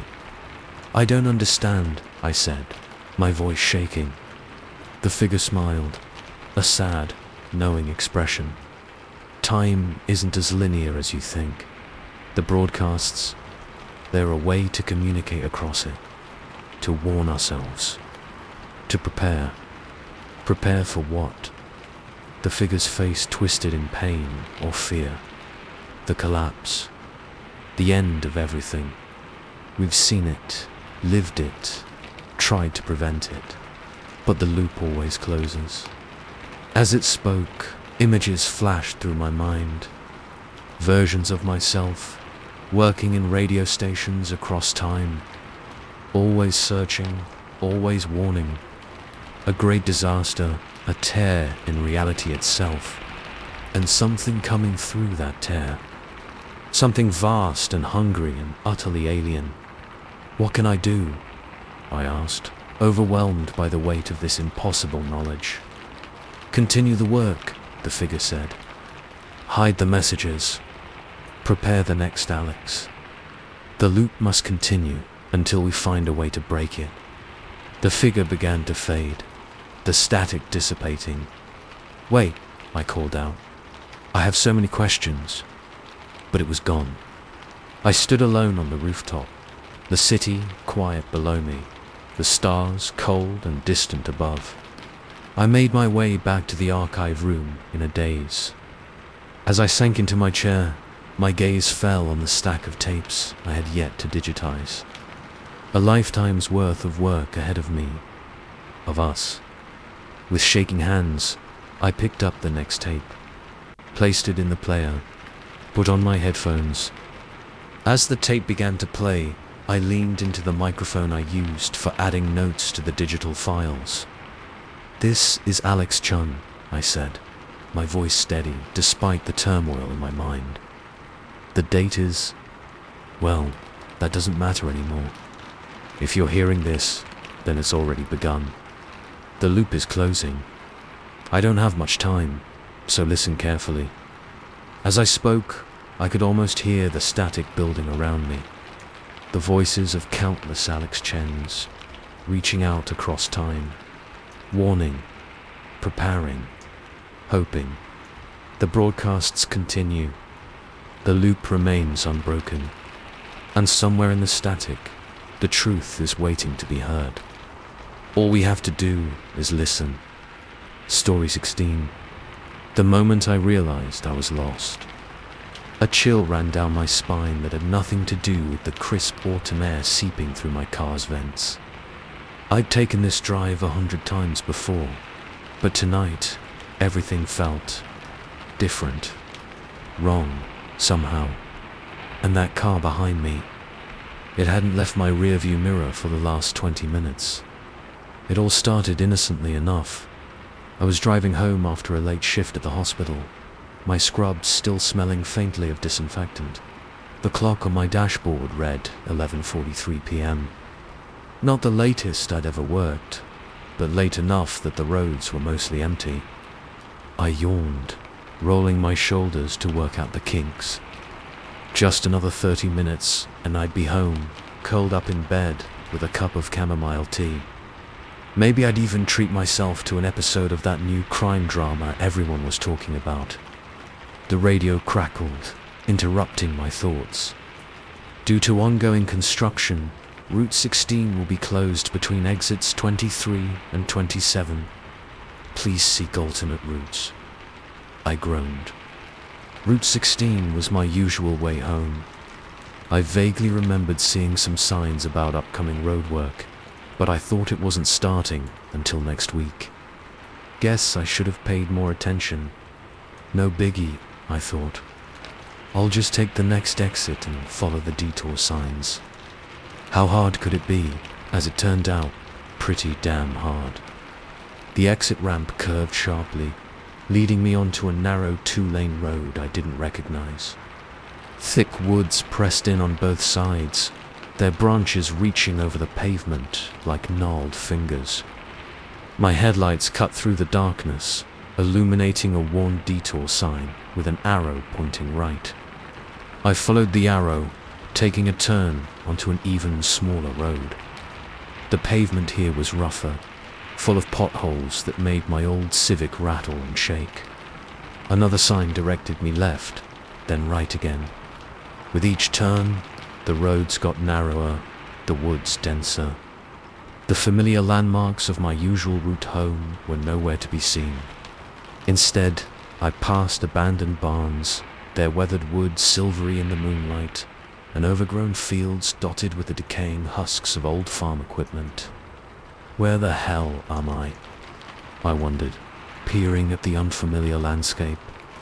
My GPS was useless out here, the screen showing nothing but a blank grid with my little blue dot in the center. That's when I first noticed the other car. It was just a pair of headlights in my rearview mirror at first. Nothing unusual about that, even at this hour. Probably just another poor soul stuck on this godforsaken detour. But as the minutes ticked by and I made turn after turn, following those infernal detour signs, I realized something odd. The headlights behind me never wavered, never got closer, never fell behind. Just stayed there, a constant presence about 50 yards back. Calm down, I muttered to myself. It's just someone else following the detour. No big deal. But a nagging voice in the back of my mind wouldn't let it go. What were the odds that someone else would be taking this exact route, making all the same turns at this time of night? I made a right turn, then quickly ducked left onto a small side road, my tires crunching on gravel. My heart pounded as I watched my mirror. The headlights followed. Okay, don't panic, I said aloud, trying to slow my breathing. There's got to be a reasonable explanation. I racked my brain, grasping for something, anything that would make sense. Maybe it was a local who knew these back roads like the back of their hand. But if that was the case, why follow the detour at all? My palms were sweaty on the steering wheel now. I tried to focus on the road ahead, but my eyes kept darting to the rearview mirror. Those headlights were burned into my retinas, two unwavering pinpricks of light in the darkness. I fumbled for my phone, thinking I'd call someone, anyone. But of course, there was no signal out here. The screen mockingly displayed no service in the corner. Shit, I hissed, tossing the useless device onto the passenger seat. The road ahead forked. There was no detour sign this time, just two equally dark and foreboding paths disappearing into the woods. I hesitated for a split second, then wrenched the wheel to the right. The headlights followed. My heart was hammering now, my breath coming in short gasps. This couldn't be a coincidence. Whoever was behind me was following me deliberately. But why? My mind raced through possibilities, each more terrifying than the last. A serial killer, a gang of thieves, some sick freak who got off on scaring lone women on dark roads. I pressed harder on the gas pedal, the engine of my old Civic whining in protest. The speedometer crept up, 50, 60, 70 miles per hour. Way too fast for these twisting back roads, but I was beyond caring. I risked another glance in the mirror. The headlights were still there, keeping pace effortlessly. Come on, I muttered, scanning the roadside desperately for any sign of civilization. A house, a gas station. Hell, I'd settle for a barn at this point. Anything to get off this endless nightmare of a road. But there was nothing. Just trees and darkness, broken only by the occasional glint of my headlights off a reflective road sign. I blew past a crossroads without slowing, then immediately regretted it. What if that had been my way out? But it was too late now. The road behind me was swallowed by darkness, and those implacable headlights were still there, watching, waiting. My gas gauge caught my eye, the needle hovering just above a quarter tank. How long had I been driving? It felt like hours, but a glance at the clock showed it had only been 45 minutes since I'd left the highway. Only 45 minutes. Jesus. It felt like I'd driven into another world entirely. I was just wondering how much longer I could keep this up when I saw it. A light in the distance. Not headlights, but a warm, yellow glow. A house, relief, flooded through me. I'd pull in, knock on the door, ask to use their phone. Surely once I was off the road, my mysterious pursuer would give up and move on. I slowed as I approached, squinting through the darkness. It was an old farmhouse, paint peeling from its clapboard sides, but there were lights on inside and an ancient pickup truck parked in the overgrown drive. I turned sharply, tires squealing as I pulled into the driveway. In my mirror, I saw the headlights slow, then stop at the end of the drive. "Got you, you bastard," I thought triumphantly. "Let's see you follow me now." I killed the engine and practically fell out of the car, my legs shaky from adrenaline and too many hours behind the wheel. The gravel crunched under my feet as I hurried toward the house's porch, cast in a sickly yellow glow by a bug-covered light. I was halfway up the steps when the front door creaked open. "Can I help you?" a reedy voice called out. An old man stood in the doorway, squinting at me suspiciously. He was rail-thin, dressed in a stained undershirt and striped pajama pants. One gnarled hand gripped the doorframe, while the other disappeared behind his back. "I'm so sorry to bother you," I said, trying to keep my voice steady. "But I'm lost, and there's someone following me. Could I please use your phone to call for help?" The old man's squint deepened. "Following you?" Yes, there I turned, pointing back toward the road. But the words died in my throat. The driveway was empty. There was no car idling at the entrance, no headlights piercing the darkness. Just empty road stretching off into blackness. I don't understand," I stammered. They were right there. The old man took a halting step onto the porch, peering out into the night. "Don't see nobody," he said. But they were there. I swear, they've been following me for miles. He gave me a long look, his rheumy eyes searching my face. Whatever he saw there made him sigh and shake his head. "Look, miss," he said, his voice gentler now. "It's late, and these roads, they can play tricks on a person's mind. Especially if you ain't from around here." "But I'm not," I started to protest, but he held up a hand. "Why don't you come on inside? We'll get you a cup of coffee, maybe look at a map, figure out where you need to be." I hesitated. Every instinct was screaming at me to get back in my car and drive until I found somewhere familiar. But I was lost, tired, and if I was being honest, more than a little scared. And there was something in the old man's eyes, kindness, maybe, understanding, that made me want to trust him. "Okay," I said finally. "Thank you. That would be great." He nodded, stepping back to let me pass. As I crossed the threshold, I couldn't shake the feeling that I was stepping out of one mystery and into another. The house smelled of mothballs and old tobacco, the floorboards creaking ominously under my feet. The old man shuffled ahead of me, leading the way down a narrow hallway lined with faded photographs. "Kitchen's this way," he called over his shoulder. "We'll get you that coffee." I followed, my eyes darting nervously from side to side. The house seemed to press in around me. The low ceilings and cluttered rooms, a sharp contrast to the wider pan terror of the road. We emerged into a small, dated kitchen.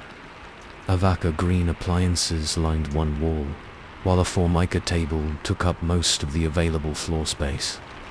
The old man gestured for me to sit, then busied himself with an ancient percolator. "You said you were lost?" he asked as the coffee began to burble. I nodded, then realized he couldn't see me with his back turned. "Yes," I said. "I was trying to follow the detour off Route 16, but I got turned around somehow." The old man stiffened, his hands freezing in the act of reaching for a mug. Slowly, he turned to face me. "Route 16, he repeated, his voice suddenly wary. "There ain't no detour on Route 16. A chill ran down my spine. What? But I saw the signs. The radio said. He was shaking his head, his expression grave. "Route 16's been closed for years, ever since the accident." "Accident," I echoed weakly. The old man sighed, abandoning the coffee to sink into the chair across from me. "It was about 5 years back," he said, his eyes taking on a faraway look. "Terrible pile-up. Dozen cars, maybe more. They say it was because of someone following too close, trying to run another driver off the road." My blood ran cold. "What happened?" "Both cars went over the guardrail, down into Miller's Gorge. They never even found the bodies." He paused, fixing me with a penetrating stare. "Some folks say those two drivers are still out there, still chasing each other on roads that don't exist no more." I opened my mouth, but no words came out. My mind was reeling, trying to make sense of what I'd just heard. It couldn't be true. It couldn't. But then I thought of those headlights, always there, never getting closer or falling behind. The empty roads, the feeling of being lost in a place that shouldn't exist. I need to go," I managed to choke out, standing so abruptly that my chair screeched against the linoleum. The old man didn't try to stop me. He just watched with those sad, knowing eyes as I stumbled back down the hallway and out onto the porch. My car was where I'd left it, a familiar shape in the sea of strangeness I'd found myself in. I fumbled with my keys, my hands shaking so badly I could hardly get the door open. As I slid behind the wheel, a flicker of movement caught my eye. I looked up, out through the windshield, and my heart stopped. There, at the end of the driveway, was a pair of headlights, waiting, watching. I closed my eyes, counted to 10, and looked again. The driveway was empty. With a shuddering breath, I started the engine. As I backed out onto the road, I couldn't shake the feeling that somewhere out in the darkness, someone or something was waiting for me. I drove home that night with white knuckles on the steering wheel and my eyes glued to the rearview mirror. And even now, months later, I can't help but tense up every time I see headlights behind me on a dark road. Because somewhere out there, on roads that don't exist anymore, the chase goes on. And I can't shake the fear that one day I might find myself back in it. Story 17. The first time the phone rang at 3:17 a.m., I thought it was a dream. By the 7th night, I was convinced it was a nightmare. But nightmares end when you wake up. This one, it was just getting started. My name's Jake, and up until a week ago, I was your average 30-something software developer. I lived alone in a decent apartment, worked too many hours, and binge-watched Netflix shows on the weekends. Normal stuff, you know. That all changed last Tuesday night. Or I guess it was Wednesday morning, technically. I remember jolting awake, my heart racing like I'd just run a mile. The room was pitch black, save for the harsh blue glow of my phone's screen, vibrating insistently on the nightstand. I fumbled for it, squinting at the brightness. Unknown number, the screen proclaimed. And below that, 3:17 a.m. Who the hell calls at this hour? I thought groggily. My thumb hovered over the decline button, but something made me hesitate. What if it was an emergency? My parents weren't getting any younger, and my sister had just had a baby. I swiped to answer. Hello. My voice was rough with sleep. Silence. Hello. I repeated, a little louder this time. Is anyone there? Nothing? Not even the crackle of an open line. Just emptiness. I was about to hang up when I heard it. So faint I almost missed it. A breath, long and slow, like someone savoring a deep inhale. Who is this? I demanded, suddenly wide awake. If this is some kind of prank, the line went dead. I stared at the phone, my pulse pounding in my ears. What the hell was that about? Sleep didn't come easy after that. I tossed and turned, replaying those few seconds over and over in my mind. It was probably just a wrong number, I told myself. Some drunk idiot misdialing. Nothing to worry about. By morning, I'd almost convinced myself it was no big deal. The harsh light of day has a way of making nighttime fears seem silly. But then it happened again. 3:17 a.m. on the dot. Unknown number. This time, I let it ring. Once, twice, 3 times. On the 4th ring, I picked up. Listen, I said, trying to sound stern despite the tremor in my voice. I don't know who this is, but it's the middle of the night. Stop calling me. That same silence greeted me. But this time, I was ready for it. I strained my ears, listening intently.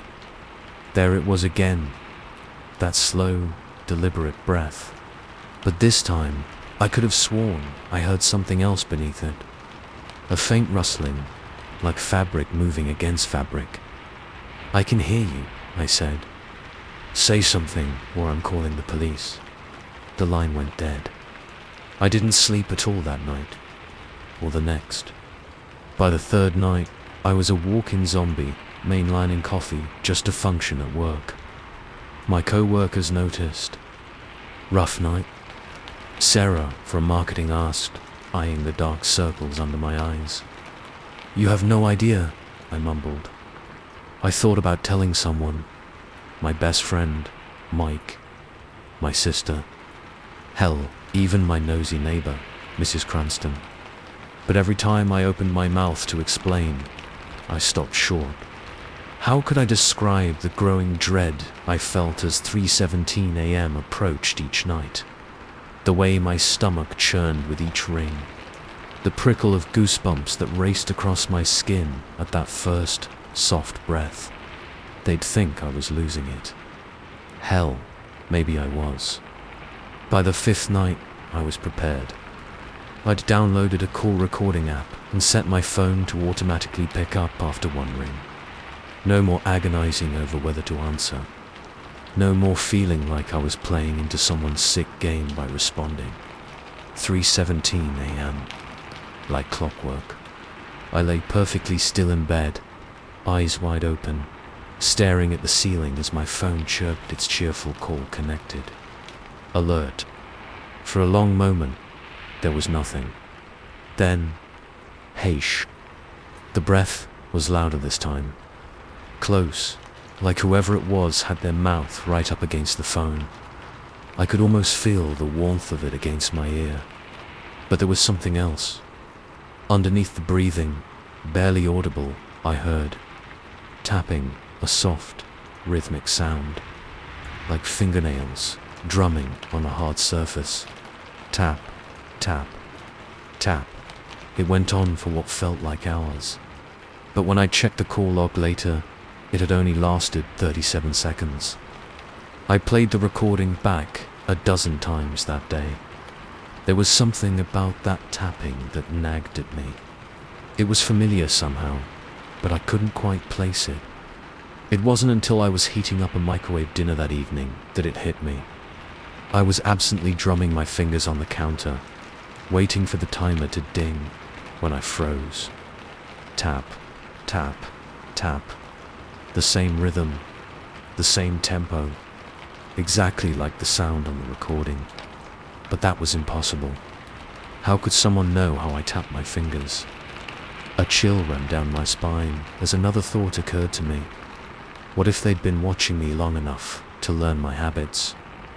I spent that night pacing my apartment, checking and rechecking the locks.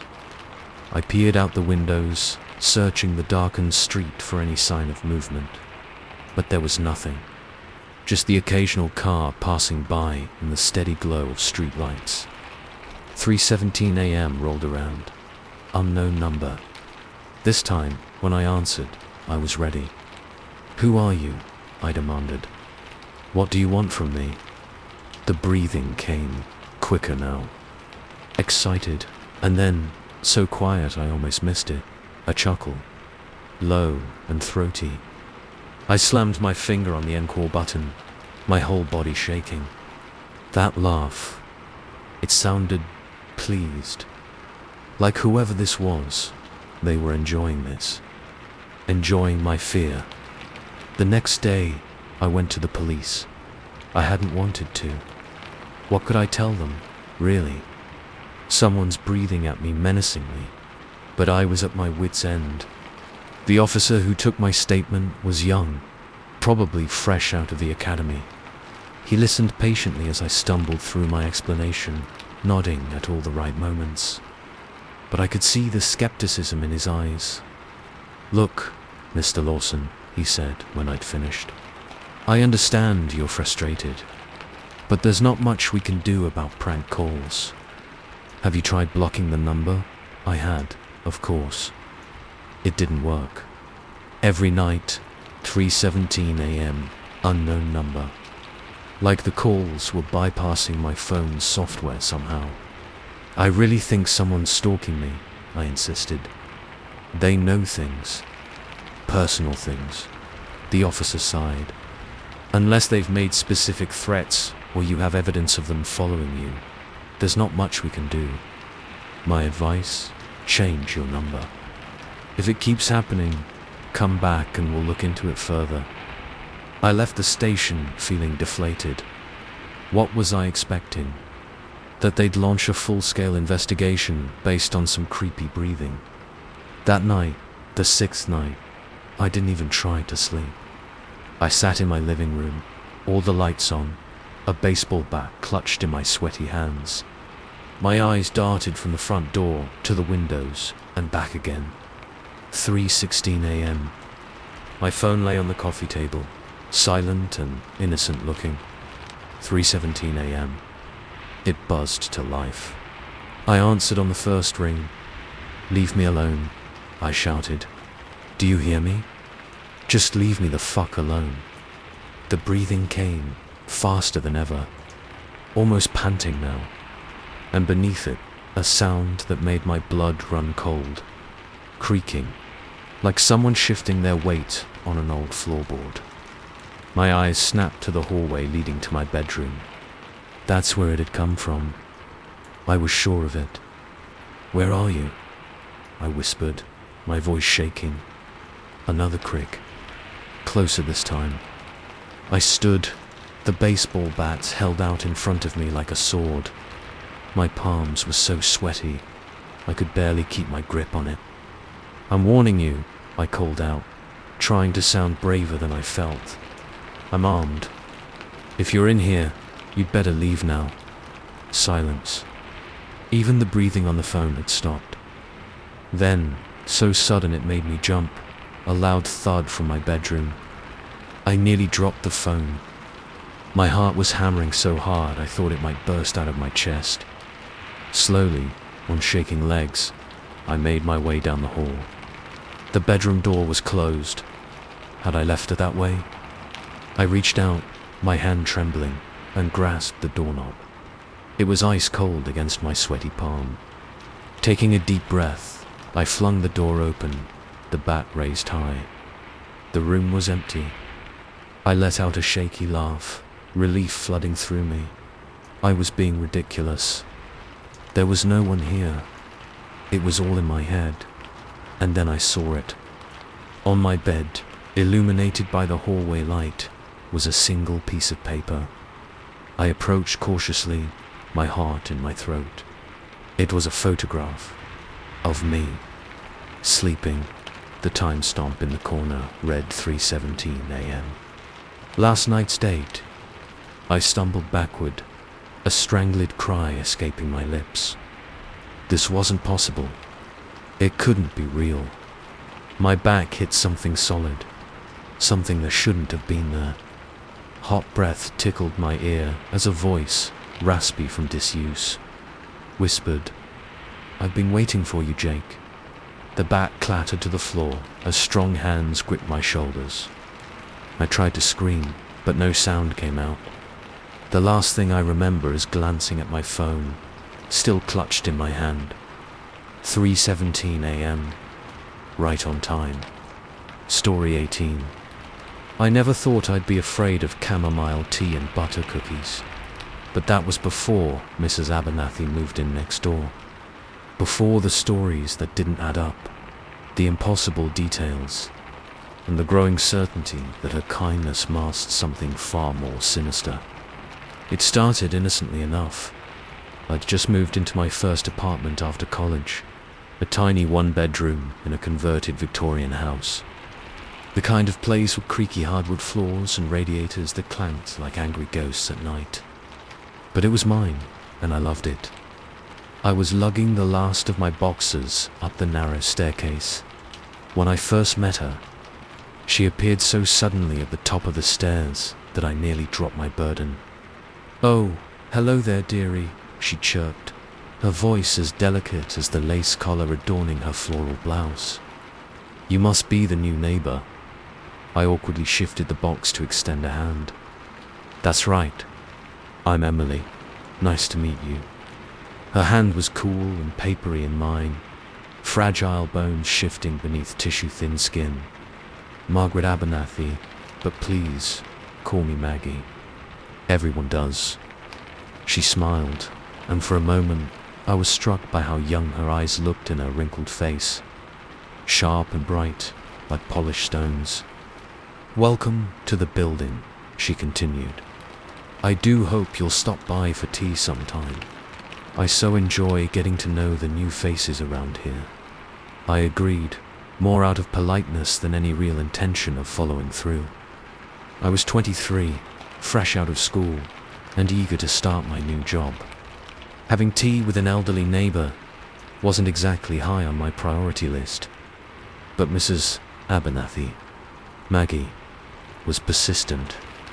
Notes appeared under my door, inviting me over. She'd catch me in the hallway, gently cajoling. "Just a quick cup, dearie. My butter cookies are to die for." After a week of this, I gave in. What was the harm in humoring her for an hour? That first visit was nice. Surprisingly so. Maggie's apartment was a cozy time capsule of floral wallpaper and doilies, every surface crowded with knickknacks and framed photos. The tea was served in delicate bone china cups, steam curling invitingly from their rims. And the cookies, they really were to die for. Rich, buttery, and just the right amount of crumbly.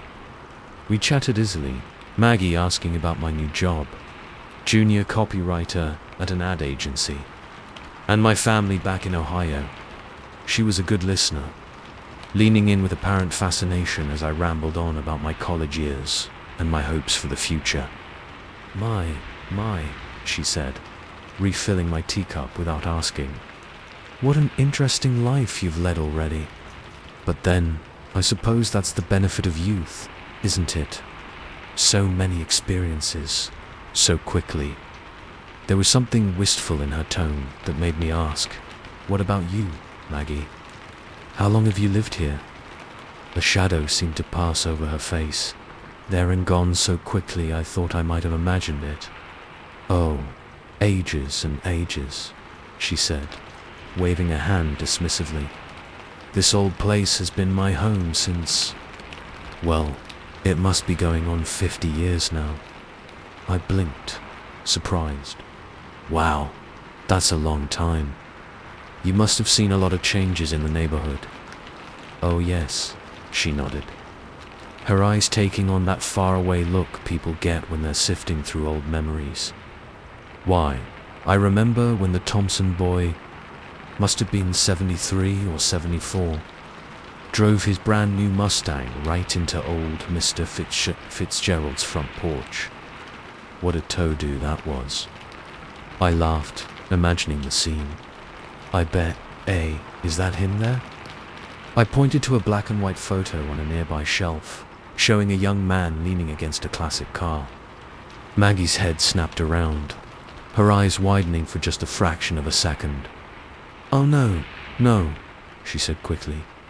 That's my late husband, George. Taken just after we were married. Oh, I'm sorry, I said, feeling awkward. I didn't mean to pry. Not at all, dearie, Maggie smiled, but it didn't quite reach her eyes. Now, tell me more about this new job of yours. Advertising, was it? The conversation moved on, but something about that moment stuck with me. It wasn't until I was back in my own apartment, replaying the afternoon in my mind, that I realized what it was. The car in the photo. It wasn't a Mustang, or any car from the 70s. It was older. Much older. Like Model T, older. I shook my head, chalking it up to my own misunderstanding. Maybe Maggie had meant a different story, a different car. After all, 50 years is a long time. Details get fuzzy. But that was just the beginning. Over the next few weeks, I found myself stopping by Maggie's more and more often. There was something comforting about her apartment, with its lived-in smell of lavender and old books. And Maggie herself was a font of fascinating stories. She'd traveled the world, it seemed, and known all sorts of interesting people. Did I ever tell you about the time I met Hemingway in Paris? She asked one afternoon, eyes twinkling as she poured more tea. I nearly choked on my cookie. Hemingway? As in Ernest Hemingway? Oh yes, she nodded. Surly fellow, but quite the dancer once he'd had a few. This would have been, the summer of 25, I believe. I stared at her, my mind racing. If Maggie had met Hemingway in 1925, that would make her, 120 years old? It wasn't possible.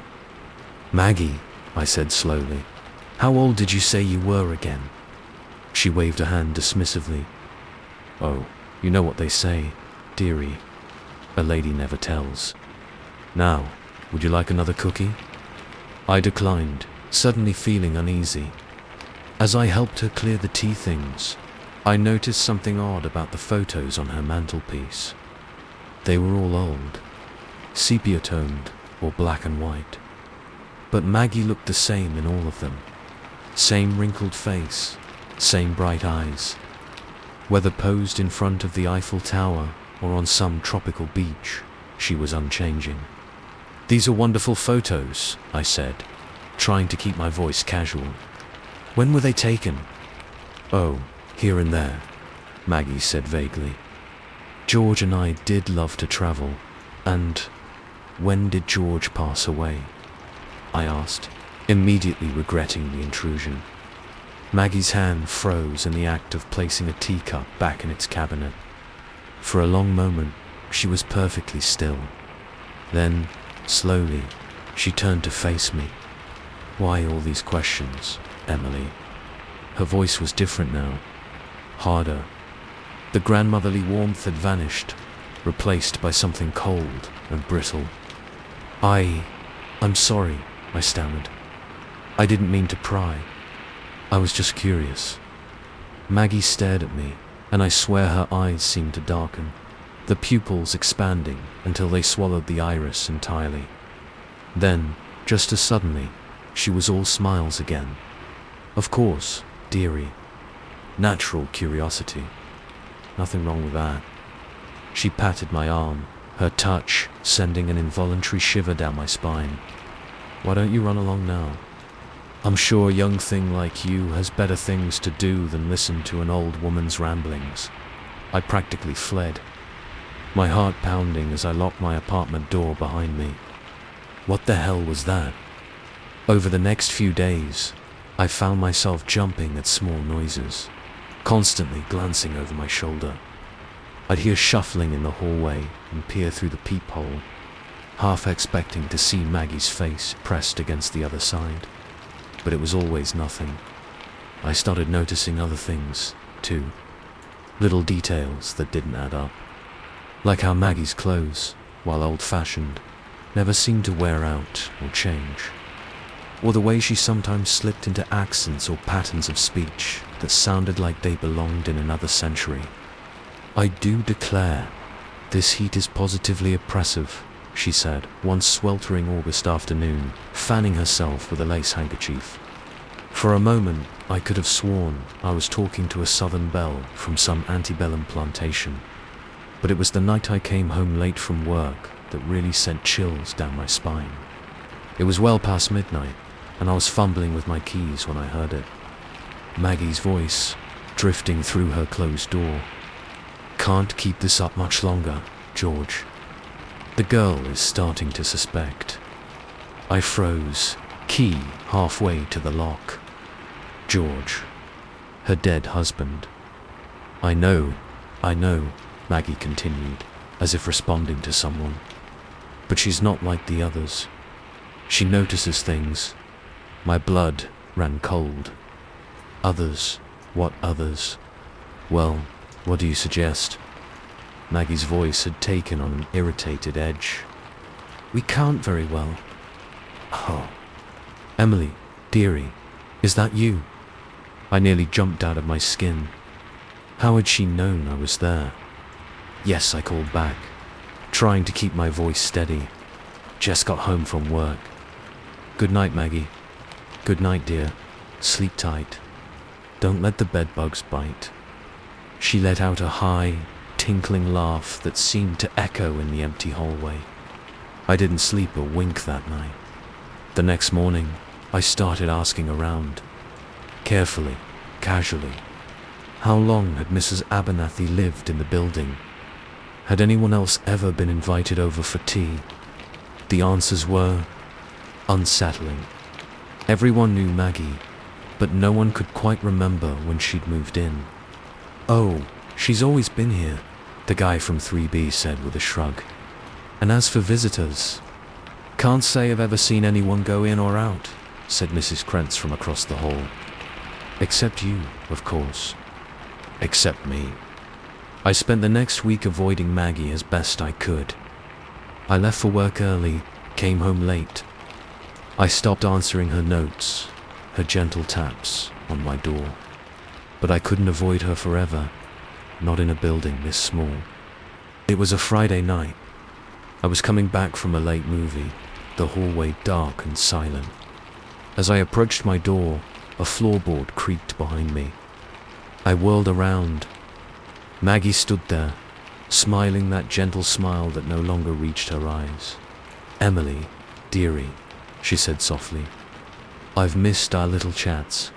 Won't you come in for a nightcap? I've just made a fresh batch of cookies. I backed away, fumbling for my keys. Oh no, thank you, Maggie. It's late, and I'm tired. Her smile widened, showing too many teeth. Oh, but I insist. As she stepped towards me, the hallway light flickered, casting strange shadows across her face. For a moment, just a moment, her features seemed to shift, to melt like wax. I caught a glimpse of something ancient, something hungry, behind those bright eyes. Who are you? I whispered, my back pressed against my door. What are you? Maggie tilted her head, an oddly bird-like motion. Why, I'm just a sweet old lady, she said, her voice suddenly deeper, raspier. Don't you want to come in for tea, Emily? Don't you want to stay? Forever, I fumbled with my lock, my hand shaking so badly I could barely get the key in. As I finally wrenched the door open and stumbled inside, I heard Maggie's laughter echoing down the hall. "Sweet dreams, dearie," she called. "I'll see you soon." After all, we have so much catching up to do. I slammed the door shut, sliding down to sit with my back against it, my heart pounding in my chest. Outside, I could hear the soft shuffle of Maggie's slippers on the hardwood floor, pausing just on the other side of my door. And as I sat there, trembling in the darkness, one thought kept running through my mind. I really need to find a new apartment. Story 19. The first cairn I stumbled upon seemed innocent enough. A small stack of flat stones, barely knee-high, perched just off the hiking trail. It was the 20th one that made my skin crawl. By then, I knew I wasn't alone in these woods, and whatever was out there, it was getting closer. My name's Alex, and I've been an avid hiker for as long as I can remember. There's something about losing yourself in nature, surrounded by nothing but trees and birdsong, that just sets my soul at ease. Or at least, it used to. This particular hike was supposed to be my big solo adventure. 3 days in the Adirondacks, just me, my backpack, and miles of pristine wilderness. I'd been planning it for months, poring over trail maps and gear lists like they were sacred texts. The morning I set out was perfect. Crisp autumn air nipped at my cheeks as I shouldered my pack, the weight of it comforting and familiar. Leaves crunched underfoot as I took my first steps down the trail, their colors a riot of red and gold in the early morning sun. "This is it," I muttered to myself, grinning like an idiot. Time to conquer the wilderness. If only I'd known then just how the wilderness would try to conquer me back. The first few hours were everything I'd hoped for.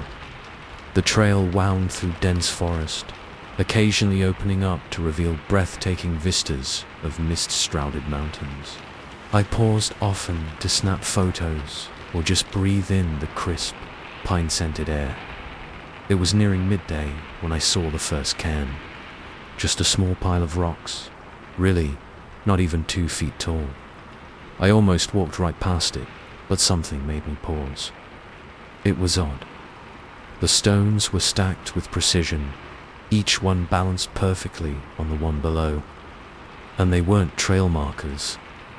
I was familiar enough with those to know the difference.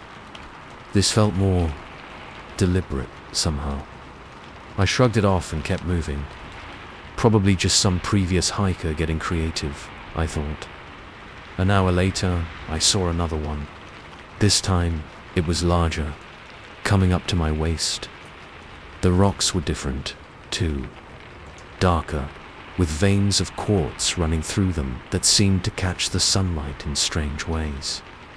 I frowned, consulting my map. There shouldn't be any markers out here, official or otherwise. This part of the trail was supposed to be untouched wilderness. Weird, I muttered, but pressed on.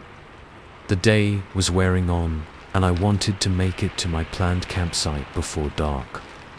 As the afternoon progressed, the cairns became more frequent and larger. Every half mile or so, I'd round a bend, and there one would be, standing silent sentinel among the trees. By the time I reached my campsite, I'd counted 12 of them, each one bigger and more elaborate than the last. The most recent had been chest-high, its stones arranged in a spiral pattern that made my eyes hurt if I looked at it too long. I tried to shake off the growing sense of unease as I set up camp. The sun was setting, painting the sky in brilliant shades of orange and pink. But even the beauty of the sunset couldn't quite dispel the shadow that had fallen over my mood. As I huddled by my small campfire that night, munching on a protein bar, I couldn't shake the feeling of being watched. The forest seemed different in the darkness, alive in a way it hadn't been during the day. Every rustle of leaves, Every snap of a twig sent my heart racing. I tried to rationalize it. Just animals, I told myself.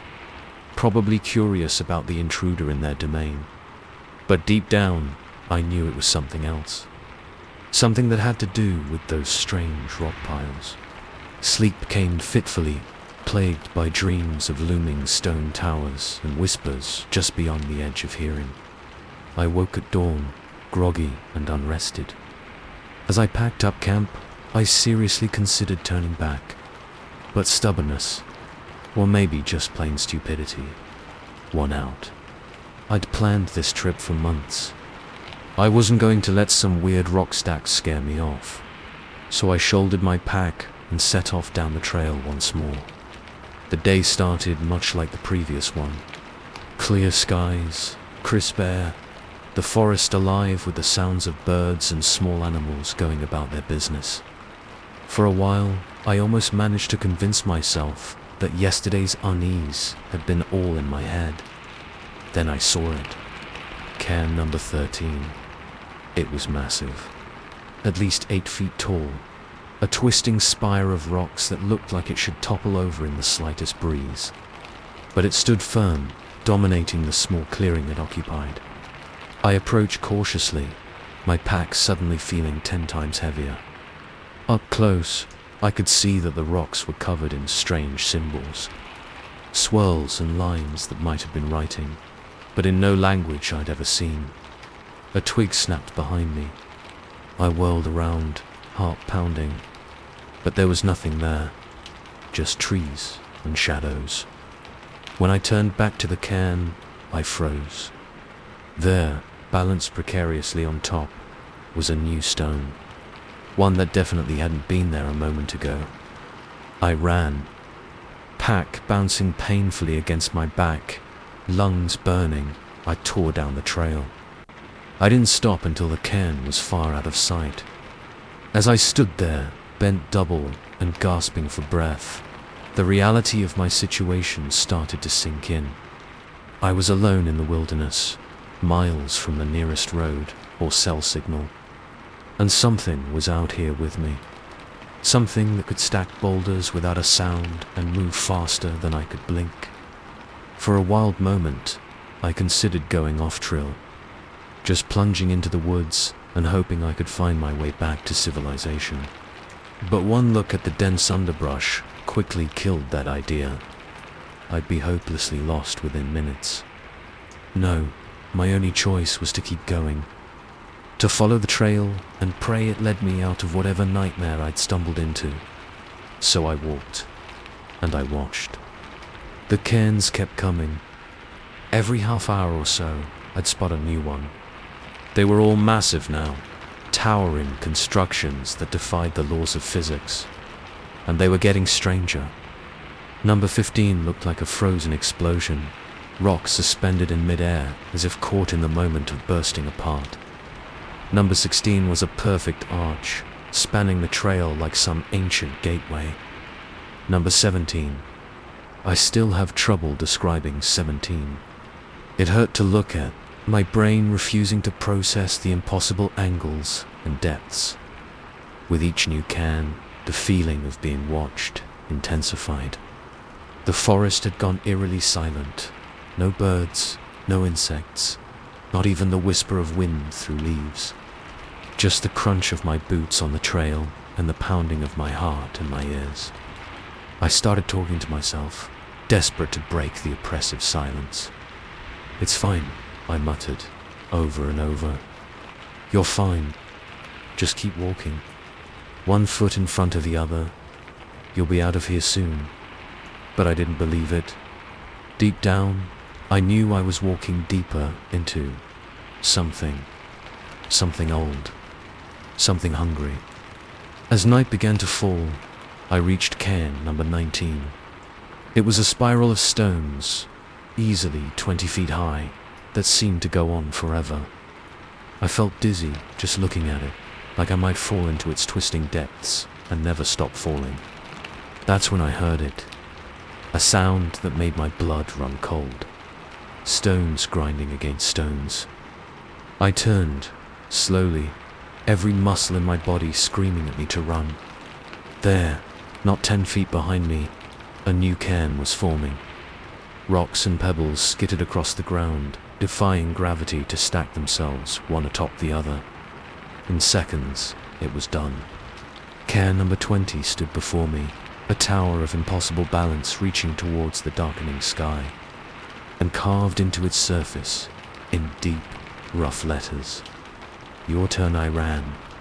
I ran like I've never run before, pack abandoned, lungs burning, branches whipping at my face. I ran until my legs gave out, and I collapsed, gasping and sobbing, on the forest floor. As I lay there, the last light fading from the sky, I heard them. Footsteps, slow, measured, crunching through the leaf litter. Coming closer, I squeezed my eyes shut, too terrified to look. The footsteps stopped, right next to my head. A presence loomed over me, ancient and patient and utterly alien. A voice spoke, though I couldn't tell if I heard it with my ears or inside my head. It was like the grinding of stone on stone, the groaning of mountains, the whisper of sand across endless deserts. "Build," it said. My eyes snapped open. I was alone in the darkness. No looming presence, no impossible cans. Just me and the night and the endless trees. Slowly, my hands shaking, I reached out. My fingers closed around a small, smooth stone. I knew what I had to do, what I would do, over and over, for as long as it took. One stone at a time, I would build. And maybe, just maybe, when my cairn was high enough, I'd be allowed to leave these woods. So if you're ever hiking in the Adirondacks, and you come across a series of strange rock piles, turn back. Turn back and don't look behind you. Don't listen for footsteps in the night. And whatever you do, don't start building. Because once you start, you may never be able to stop. Story 20. The first night, I chalked it up to my imagination. By the third week, I was convinced I wasn't alone in that vast, empty factory. Now, as I sit here in the dark, listening to footsteps that shouldn't exist, I know one thing for certain. I never should have taken this job. My name's Mike, and up until a month ago, I was your average down-on-his-luck guy. Laid off from my construction job, behind on rent, and desperate for any kind of work. So when I saw the ad for a night security guard at the old Blackwell manufacturing plant, I jumped at the chance. Decent pay, easy work, and best of all, no dealing with people. Perfect for a loner like me. The plant had been shut down for years, slated for demolition next spring. My job was simple: make sure no squatters or vandals got in, and keep an eye out for any structural issues. Just walk the perimeter every hour, shine your flashlight in the windows, and log anything unusual. My supervisors said during the world's shortest training session, "Oh, and don't go inside if you can help it. Place isn't exactly up to code anymore." That first night, I almost enjoyed it. There was something peaceful about having the whole place to myself. The massive factory loomed against the starry sky, a hulking silhouette of brick and rusted metal. My footsteps echoed on the cracked pavement as I made my rounds, the beam of my flashlight cutting through the darkness. It wasn't until about 3 a.m. that I felt it. That prickle on the back of your neck, like someone's watching you. I spun around, heart racing, but there was nothing. Just shadows and silence. "Get it together, Mike," I muttered to myself. "There's nobody here but you." I finished my shift without incident, laughing off my paranoia in the morning light. But as the days went on, that feeling grew stronger, and stranger things started happening. It began with noises. Faint at first. A distant clang, like metal on metal. The creak of a floorboard. Once, I could have sworn I heard machinery worry to life, only for it to cut off abruptly when I rounded the corner. Then came the shadows. Quick movements caught in the corner of my eye, always vanishing when I turned to look. A hulking shape in a window that wasn't there when I shone my light directly on it. I told myself it was nothing. Old buildings settle. Stray animals get in. The mind plays tricks in the dark. But deep down, I knew something wasn't right. It was during my 3rd week that things escalated. I was doing my 2 a.m. round, same as always. The night was unusually still, not even a breeze to rustle the overgrown weeds in the parking lot. As I approached the main entrance, my flashlight flickered, then went out. "Damn it," I growled, smacking the unresponsive torch against my palm. In the sudden darkness, the factory seemed to loom larger, pressing down on me. I fumbled for the spare batteries in my pocket, my hands shaking slightly. That's when I heard it. Clear as day, from just inside those rusted doors. Footsteps. Heavy boots on concrete, moving with purpose. I froze, the batteries slipping from my suddenly numb fingers. It couldn't be. I was the only one here. The only one with keys. Unless... "Hello," I called out, hating the tremor in my voice. "This is security. Identify yourself." The footsteps stopped. For a long moment, there was only silence. Then, slowly, they started again, coming closer. I stumbled backward, my heart pounding so hard I thought it might burst out of my chest. "I'm warning you," I shouted, trying to sound braver than I felt. "I'm armed." I wasn't, of course. Just an empty threat. The footsteps reached the door. I braced myself, ready to run, to fight, to do something. But nothing happened. They simply stopped, right on the other side of that thin barrier of rusted metal. I don't know how long I stood there, barely breathing, straining my ears for any sound. It felt like hours. Finally, I managed to get my flashlight working again. When I shone it on the doors, they were undisturbed. No sign that anyone had been there at all.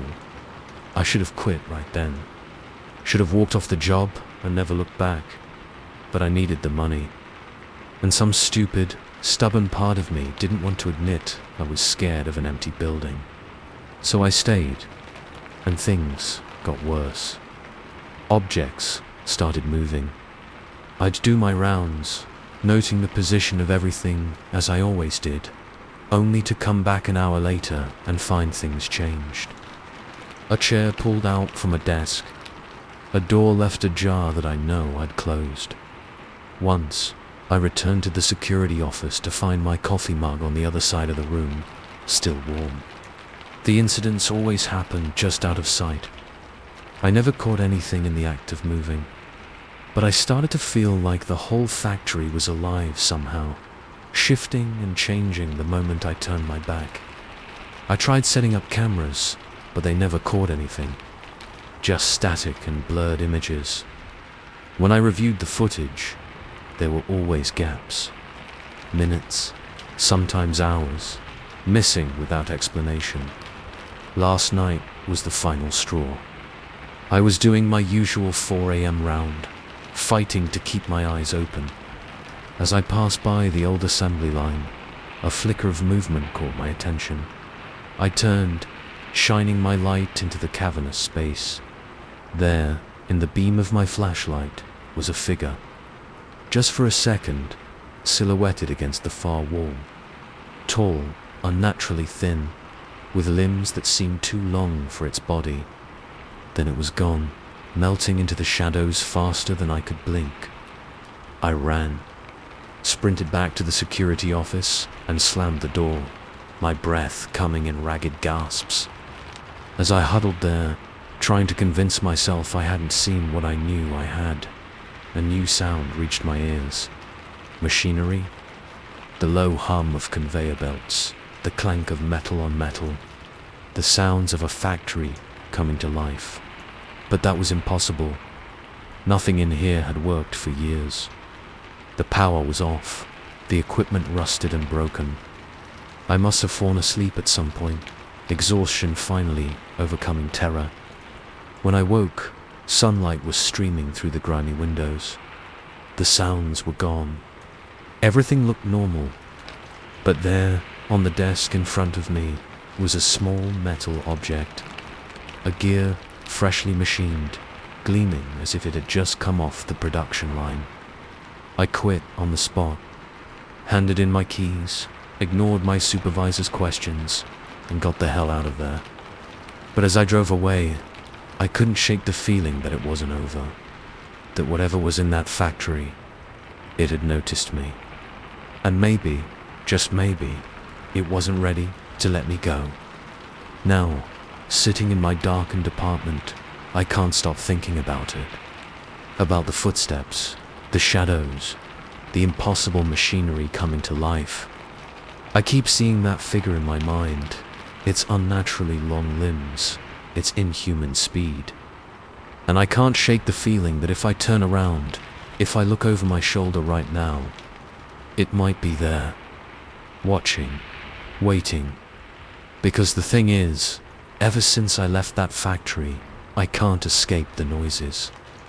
The distant hum of machines, the clink of metal, footsteps always just out of sight. Did I bring something back with me, or did it follow me home?